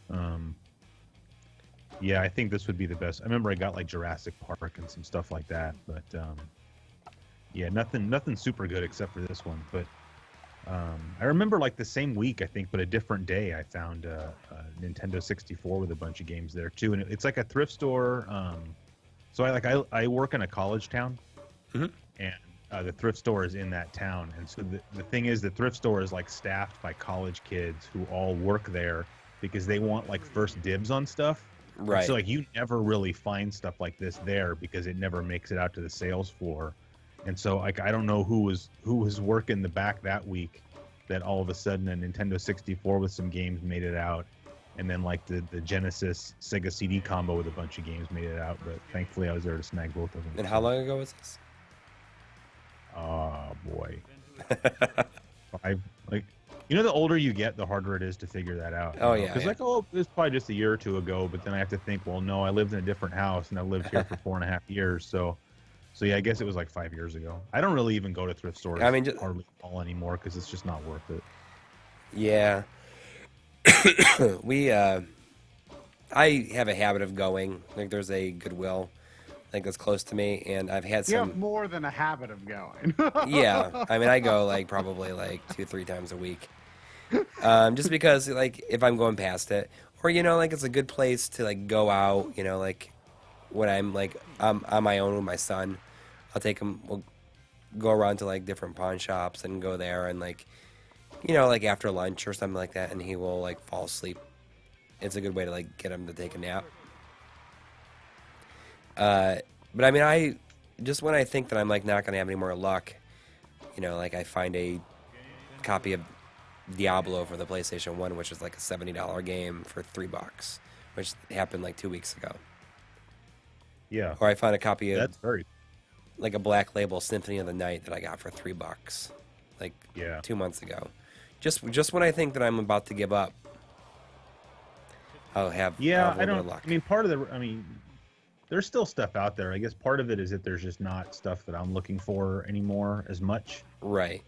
I used to just go and like if there were games that I didn't already have, I would buy them, but they were also a lot cheaper. But like the other day I was driving past one, I think, and I went in or something, or I forgot, maybe I was going to get a hot dog or something. I don't know. I went into this thrift store that I used to go into a lot. And in fact, not to sidetrack, but the first time I ever went into this thrift store, which I was still in college, that was like 12 years ago. I went in there and they had like a glass case where they would just generally put all the like the video games and small electronics and just things that they didn't want to get stolen.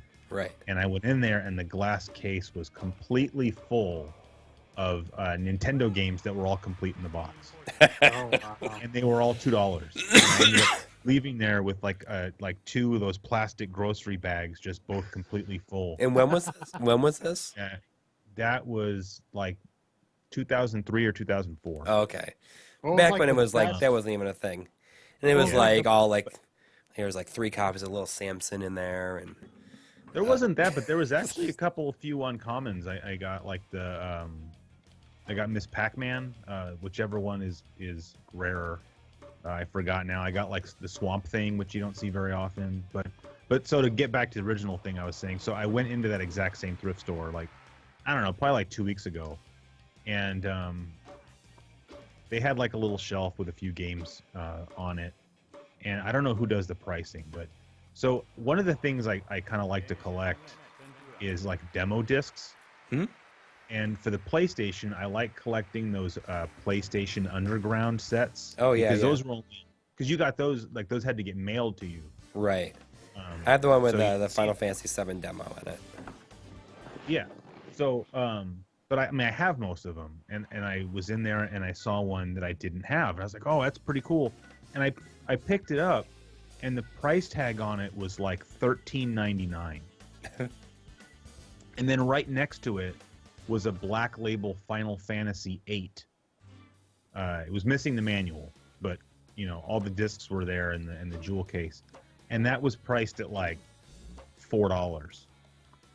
And the kind of it just annoys me, like who's pricing this stuff? Why is a demo disc, for $14 and then Final Fantasy VIII is like $4? But then if I go try to explain that to them, then I'm like the scumbag who's coming into the thrift store and trying to like dicker them down. You know, like I've tried to do that before at thrift stores where, you know, I've tried to ask for like a better deal or, you know, like one time, because I don't really collect them anymore, but I used to buy a lot of vinyl. I guess kind of before it became really popular, because now you can't find any vinyl anymore, but I used to buy a lot of vinyl. And I went to the store and they had a whole box full of 45s, and it was all like, you know, 80s stuff and whatnot. And it was so much that instead of sitting there trying to like pick through all of it, because they wanted like 50 cents a piece, and I just picked up the whole box and I just asked somebody like, oh, would you take like $20 or something for this entire box? And they were like highly offended. You know, this is a thrift store, sir. Like, we're supporting a charity. Like, we're not here to, you know, make.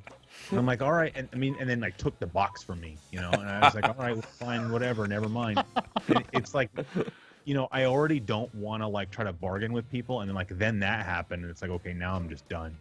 The only time I've ever done that otherwise is if something's been sitting in the store for a really long time, and then maybe I'll try to say something to somebody like, here, hold on, I have an example. Leading to see me, but so this is that Acclaim wireless controller for the Nintendo. It's like an IR controller, and I got this at a thrift store, and it was like complete in the box and everything. And again, this was like 12 years ago or something, and it was like sitting in a glass case, and they wanted like, I don't know, $20 or $25 for it, and it just sat there forever. And so then finally I just went up to somebody, I just said, look, this thing's been sitting in this case for like, you know, months, because you just have it overpriced. And I think I was able to get them to and that was actually the same thrift store where they got mad about the 45s, because obviously I dealt with a different person. But other than that, like you go in there and you see like, wow, this is something I would normally like to buy, but you're charging way more than it's worth. And so I just turn around and walk out. And you know, these days that happens a lot more often, because now these thrift stores just see stuff like old video games and stuff, and they think they have something that's worth a lot of money. And you know, I guess they don't have time to look everything up, but I can also see things from their perspective, because like they don't want to be selling stuff for 50 cents that somebody's turning around and selling on eBay for $50. And so I guess it's like erring on the side of caution by overcharging for things. But then they don't sell anything. yeah, but it's just, I mean, all that stuff, it's just kind of taking the fun out of going to thrift stores. And I guess kind of what I'm saying is it was fun going to thrift stores when we were basically ripping off the thrift stores. But like kind of along the same lines, I remember one time there used to be this little mom and pop video game store, not the same one I was talking about earlier. It was kind of over in like the bad part of town, in the town where I grew up. And they had like some old games. It wasn't like a retro game shop, because again, this was probably like in 98 or 99, so nobody cared about retro games. And I went in there and they had like a whole stack of complete in the box Nintendo games, and one of the games they had was Tetris, like the Tengen Tetris, you know, the good one. And I asked, oh, how much is that? And like, oh yeah, all these complete in the box games are like $3. And I was like, well, I'll take Tengen Tetris then. Because, I mean, that was a game that people knew was rare even when the Nintendo was still the dominant system, because it got pulled so quickly. And but I made the mistake of telling someone in the store, like, oh, yeah, you know, because I'd bought a couple other games from them. Like, I got, like, Ogre Tactics or something, I think, from them. And I ended up just flipping it on eBay. You know, and this was in, like, the early days of, this was, like, in, like, the early days of eBay, you know, because it was, like, 2000 or something. And I think I made the mistake of telling one of the kids that ran the store, like, oh, yeah, I made some money off that one on eBay. And I think he told the people that owned the store, because then they would see me come in there. And they didn't like me anymore. So, but again, it's just pretty much because, you know, I mean, you're not ripping somebody off. It's like you're paying somebody what they're asking. But, you know, I think that's kind of what's gotten us to where we are now, is that people are becoming more aware of how much some of their stuff's worth. Oh, yeah. I mean, it's crazy. I mean, you never know. You never know what you might find. But like a lot of places are just like, sometimes things will show up, and you know, like that Symphony of the Night, $3. You know, like they obviously didn't know, because it was like under a stack of like WCW versus the World and stuff like that. Yeah. Last week I was there, and I like when it comes to Game Boy Advance, I only have a micro, So I Really? went there and I walked in and I saw like an original model Game Boy Advance is like the Glacier, like the kind of blue see-through one. Mm-hmm. And it was a 50% off day, so everything in the store was 50% off. And it was marked $18, so it was going to be like $9 to buy. And I was like, whenever I see something in the glass case, I always get like in a play right away. I'm like, excuse me, you know, like because I want to get it. Yeah. And I got something, and she's like, all right, let me just like finish with this customer, and I will, I'll help you out. So I'm like Mm-hmm. standing there, and this like kid, he must have been like 20, 21, comes up, you know, behind me, and he's like, oh, what are you getting? I'm like, I'm gonna get that Game Boy Advance. And he's like, I was gonna get that. And it's like, I'm like, sorry, man. Yeah. I mean, Like, what you just be like, what do you want me to do? If you wanted it, you should have like done what I do. Because if you know if there's something in the class case that you're gonna get, and you know it's like a deal, like get it before you do anything else. Yeah, that's what, you know, I mean, when I'm at a game store, like I tend to like start like making a mental list of like, okay, I start looking around, and then I'm like, okay, no, I'm not going with that. Like I start prioritizing, and then like in one fell swoop, like I like point out what I want behind the case. I'm like that, and that. But when I was at the game store, I guess it was last weekend, when I got that Fantasy Star, this other guy came in and like he sees something he wants behind the case like right away. And he's like, can I start making a pile? And I'm like, ooh.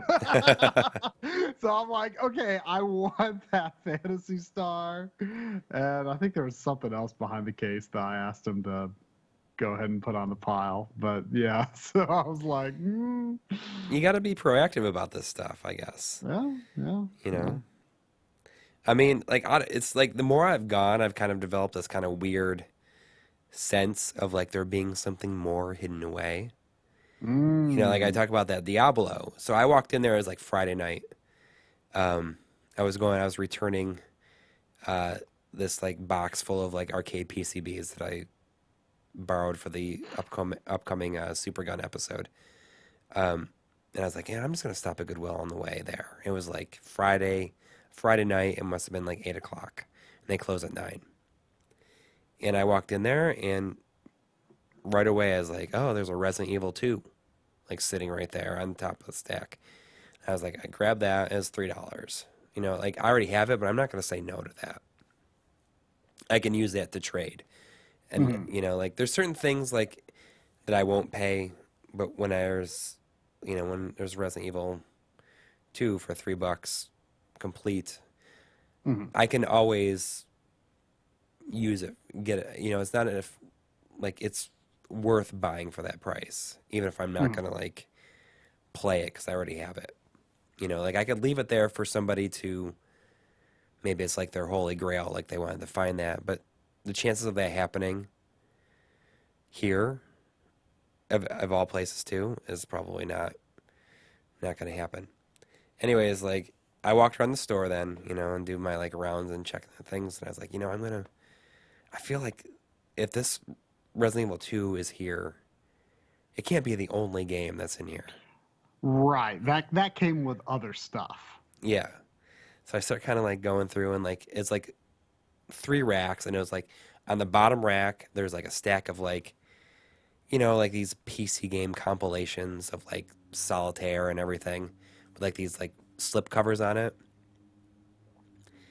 And I was like, I'm gonna look under these.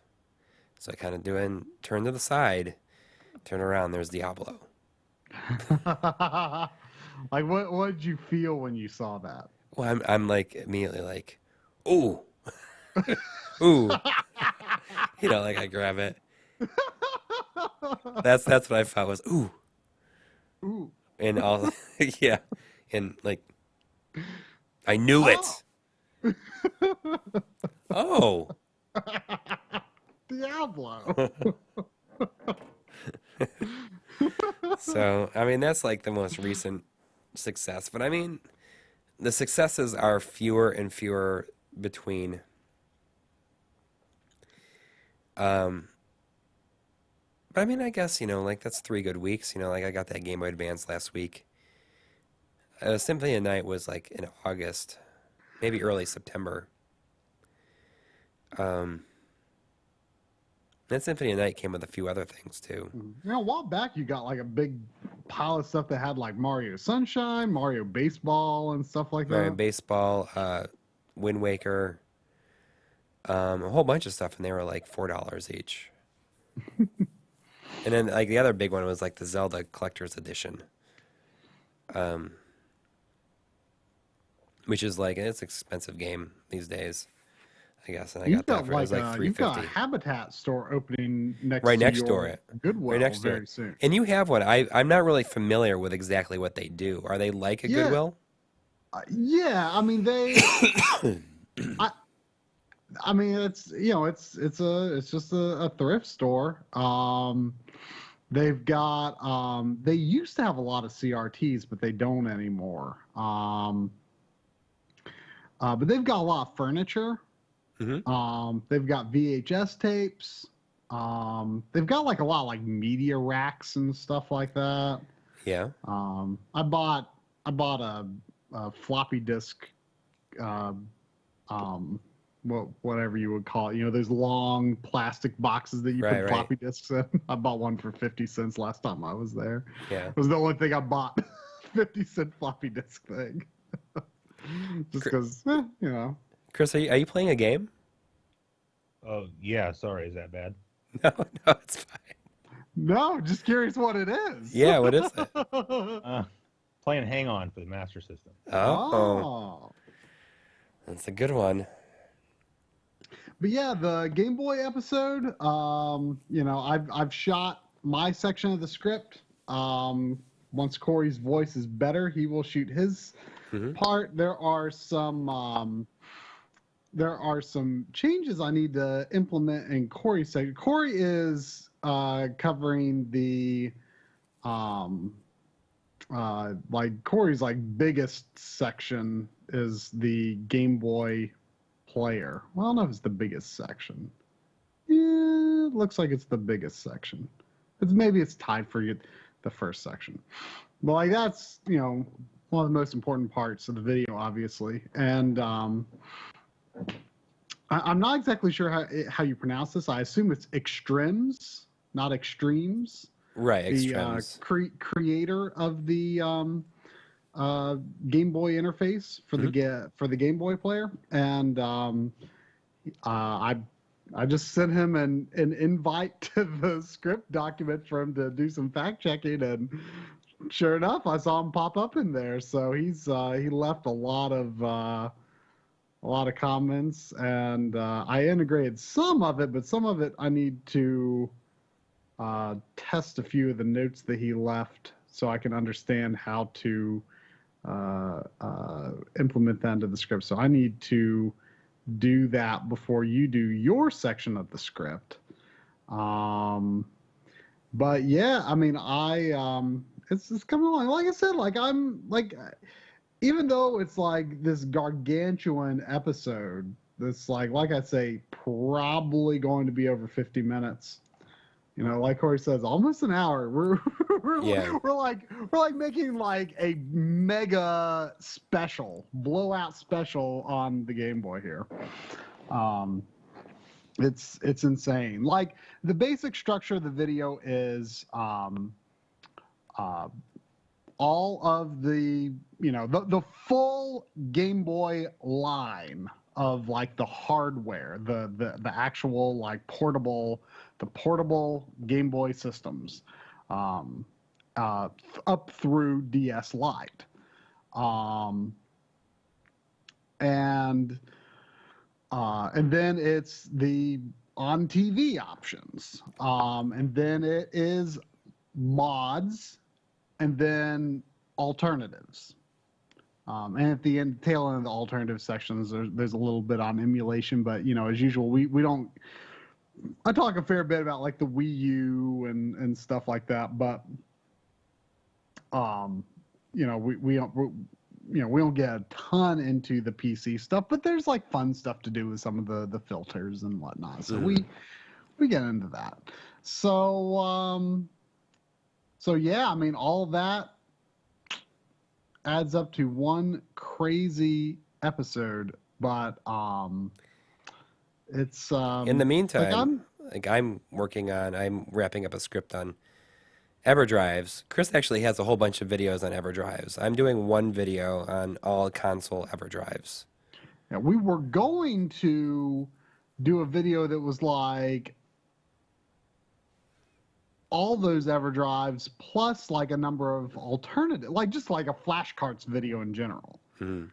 But now it's probably ultimately going to be like 3 different videos. You're going to do console EverDrives, and then handheld EverDrives, and then we're going to do one on like some of the alternatives, like the hopefully the 64 drive, the Super UFO.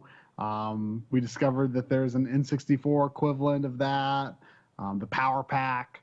Yeah. So yeah. So the way it's going to work out probably is that in terms of timing, I really wanted to get out EverDrives this weekend, but because of my voice, I haven't even recorded it yet. So it's probably just not going to happen. But how it's probably going to go is that the following Friday is going to be EverDrives, and then Black Friday is going to be Game Boy. So it's going to be 3 weeks from our last episode, but then you're going to get 2 episodes like a week apart. 2 like major episodes. I hope. As long as we don't run into any issues. Right? Say what? As long as we don't run any issues, yeah. Yeah. So I mean, the 18th, like, yeah, I want to launch on Black Friday. Yeah. I really do, because like I just want to be able to enjoy Thanksgiving without it being on my mind anymore, Yeah. Final Fantasy. It's a good idea to launch a video on Black Friday. I hadn't even thought about doing that. I wonder, like, I don't know how well it will do, but there's gonna be a lot of people in front of their computers probably. I mean, part of me thought like launch it on Thanksgiving, but in truth, like the bigger like Black Friday deals and stuff happen on Thursday anyway. So Black Friday is probably actually calmer than Thanksgiving in terms of these like days, what's like with distracting Amazon and people on stuff, the yeah. internet. Yeah. So I mean, it's not specifically that I want to release it on Black Friday, but just because I want to have it done before I go to my parents for Thanksgiving. So, because if I don't have it done before Thanksgiving, then it's not going to be done before Final Fantasy 15 comes out, and I want to like just shut down everything else and just play that for a week. On a side note, I guess we should talk about the NES Mini for a second. I mean, it comes out this Friday. We're both going to try to get one. Yeah. And we'll see what happens. We will I'm going to be the one that does that episode. I have to admit that a lot of our excitement for it is gone, because a lot of people will cover it extensively before we even get our hands on it. We kind of hope I feel like there's already a lot of videos out there on it. Yeah, exactly. People who got review copies. I know. And in reality, we had hoped that maybe we would be on Nintendo's radar for such a thing, because they would be right up our alley of what we do. Don't you think you have to ask, though? But yeah, that's exactly it. I think that we had to ask somebody. And if anybody has a suggestion of who to ask, let us know, because we don't know. I think you just have to contact Nintendo's PR. Like if you go to Nintendo's website. Yeah, it just. I mean, I never even thought to ask. I just never dreamed that might be an I thought option. that they would approach people that they wanted to send it to, but I guess they would that they would approach people that they would want to send it to, and then they just do it. I never thought that if we just ask, but really, I mean, Nintendo that makes so and much sense. YouTube, It's just us being naive and not thinking. I think that it's just in general, if you want review copies of things, you have to be proactive and ask Yeah. for it. And two, we like since we I mean, you know, and I guess we do that, but we typically think that we're dealing with different people. Like we're dealing with people who are creating like new mods for retro consoles. Like in my mind, I'm thinking, oh yeah, you know, those people might be, you know, fairly accessible and they might get back to me. And you know, we've had a great deal of success getting our hands on that kind of stuff. But like approaching someone like Nintendo, we're just not used to that because we're not, you know, it's not like we're doing reviews of, you know, the latest AAA games, so we haven't been like cultivating, you know, contacts with the big publishers or But we anything like probably that. should. We should. Yeah. I just it Not just even for never, games, but just for like hardware of stuff that we want to be it able to never cover. occurred to me. You know, I mean, we probably could have got PS4 Pro if we thought to try. We probably You might. I mean, the kind of stuff you guys do, definitely, if I were you, I would be trying to contact places like Nintendo and just get on their radar. Yeah. I mean, I just don't think it's kind of hard because I've been kind of wrestling with this a lot lately just because, you know, like I get those EverDrives for free for doing the reviews. Mhm. And I actually get kind of called out by some people for doing that. Like, well, did you get this for free? And it's like, well, the thing is, like, I don't, like when I first started making EverDrive videos is because I was just trying to make videos that people would want to watch, you know, but at this point, like, I wouldn't make the video otherwise. Like the time I spend making an EverDrive video is like I'm not making a launch video, and so like if they want to send me the thing to sort of do my review video of, then it's sort of mutually beneficial. Right. And then you do the video But- and you can use that thing. You can use it for a ton of stuff going forward too. Right. Yeah.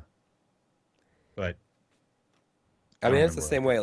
Like I asked them to see if they could send, and they sent us the N64, the EverDrive 64 version 3. And I also approached Stone Age Gamer, who sent the SD to SNES for us. But everything else is like I purchased myself. Yeah. Oh, I think that was kind of my point. Was like if you're just gonna make a video just to review something, I don't think you should have to spend the money out of your pocket. You know, I mean, especially with the size that your channel is now. Right. You know, like when I started doing EverDrive videos, like I was trying to grow my channel and bring people in, but at this point, it's just like I wouldn't do it. I wouldn't do it otherwise. So. Yeah, and you know, like you said, it's mutually beneficial, and it's something you can use. You can get a lot of use out of for making videos, especially EverDrives. Oh, for sure. Although at this point, I mean, I think I have an EverDrive for every system. Like he sent me that EverDrive X5, and I reviewed it, and as soon as I was done, I just turned around and gave it away to a friend of mine because I don't need 3 Genesis EverDrives. But yeah, I mean, it's kind of weird. Like I guess the point I was trying to make earlier is I've been kind of wrestling with sort of the ethics of all that stuff because I'm sure you guys must as well. Like I get emails from people who are offering to pay me to like review their products, and it's like I'm not gonna. That's unethical. Like I'm not gonna do that. But at the same time, I understand they're just trying to get exposure for their stuff. But, you know, and if it's like a $5 game, then I don't. You giving me that for free does not make me want to do a review of your stuff. But you know, because I'm not going to get enough views from a video like that to make it even worth it. And in some cases, people might just get annoyed so much that you're doing that. That's the other thing. Hurt you in the long run. Yeah, like I feel like I've been doing too many EverDrive like review videos lately, and I kind of don't want to do it. But at the same time, like I feel like I kind of have this relationship with those guys where I don't want to just tell them, "Oh no, I don't want to do that anymore." But you know, because then I was thinking, well, what if somehow like I got a commission on whatever EverDrives got sold if someone clicked for my video, but then like that creates a conflict of interest, so I don't want to do that, and like I don't know how some of these YouTube channels handle doing stuff like that because I'm just not sure how to go about doing something like that in a way that would make me feel good about doing it. Right. And I mean, we only choose like stuff like that if it's something that we think that our audience will like, if it makes sense for us. Yeah. Like you'll never see us doing like unboxings of like Loot Crate or something like that. Right. Like for example, like when the Retrode DC that we reviewed back in January, the guy that makes that approached us like, hey, I make this thing. Would you guys be interested in looking at it? And at first we said no, because we said that sounds cool, but like that doesn't really fit into our show. Like, we just can't think of a way to, like, we wouldn't do a dedicated video on it. We don't know how we would work into an RGB episode. And then we started doing the tips and tweaks videos, and we're like, oh, well, I wonder if that guy would still, have that offer. So we asked him, like, we would actually like to do that. We've got a format for this kind of episode now. Like, it makes sense for our show now, but we aren't going to just like, someone's like, oh, hey, you want this free something? And it's like totally not what we do. It's like, no, like we only want to look at things that are it makes sense. Yeah. relevant to our show and relevant to our audience. That said, I'm happy that we fall down more on the tech side of it, because that's getting to like look at that stuff is like way more interesting than getting like a free game. Yeah. I think. Like, people were like, hey, here's a free Steam code. Can you review my game on YouTube? And obviously for a lot of channels that makes sense. I mean, that, they cover the newest games on Steam. But it's so much cooler to look at hardware, I think. But most of it has been, us approaching people and asking, like, we want to review this thing, or we saw you're working on this thing. Well, we're doing a video on a related subject, and we would like to include it as part of that video. That's how, we're looking at the HD My Boy and the Game Boy episode, which is a Game Boy HDMI mod. And I asked those guys, I said, hey, we're doing a Game Boy episode. We want to, cover everything we possibly can. And they said, yeah, they sent it. I sometimes think like that guilt of doing that is like why we try to like make an episode about like a lot of things too. Like, we like to cover like a bunch of things in one episode. Like we did with like the controller adapters. Like, we received 2 of the controller adapters that we showed in that episode from RAFNet. But we like covered other things that like we already had. Right, like and some things that we just bought. Right. And same thing with the EverDrives, Like, I bought, I mean, how many, I don't even know how many I'm talking about in the episode. But I bought all of them except for 2. And I think that's how, I think that's the biggest example of how Patreon helps so much, because instead of just being like, oh, I don't want to spend money on that, I don't really need that. But, we've got that little bit of money that we can spend on, stuff for the show from Patreon. We're like, ooh, I really want to include this thing. All right, let's buy that. And so that's just made our episodes have such a much wider range of things that we can look at, because we can afford to buy it. Yeah. That said, is that going to do it for us for this week? Went a little bit longer than I believe so. All right. Well, Chris, thanks again for joining us this week. We'll be eagerly awaiting the Master System video. Yeah. Maybe you should launch it on Black Friday. Well, that's what I was going to say when you said that, because I'm actually trying to get 2 more launch videos out before the middle of December, which is not going to be easy. Oh, wow. I'm trying to kind of make them in parallel. Mm-hmm. Like, I'm writing both of them, and I don't want to say what the other one is just because I don't want to put my foot in my mouth. But I'm trying to get that done. And so if I was trying to set like a deadline of Black Friday for the Master System video, that would be cool. And then just going back to when you were saying you weren't sure if that was like a good day to release a video, I just wanted to quickly say that just sort of by happenstance, my Sega Saturn launch video got released on Christmas morning last year, and it actually did really well. And I think it's just days like that, people just don't have anything to do and they're just sitting around. Like, most people don't go to work on Black Friday. And I mean, honestly, I would say most people don't really go shopping on Black Friday either. Yeah. And so what are you really doing? You're sitting around probably at your uncle's house, disinterested, but you have your iPad with you and you're going to maybe watch some YouTube. So So if you do end up releasing your video on Black Friday, I'd be kind of curious. I mean, that would. I mean, I 'cause suspect it that's- would do well. Well, I mean, we're talking 50 to 60 minute video most likely. So I mean, that will It's be a like- good video for people like curl up next to the fire and watch about some Game Boy. Yeah. Yeah, for sure. We'll see though. We'll see. I no promises on that happening because this is intense. Right now, I'm feeling high energy about making this. I'm feeling inspired. I'm excited. I'm enjoying myself right now. I don't know if I'll still be enjoying myself in another 2 weeks, but we'll see. I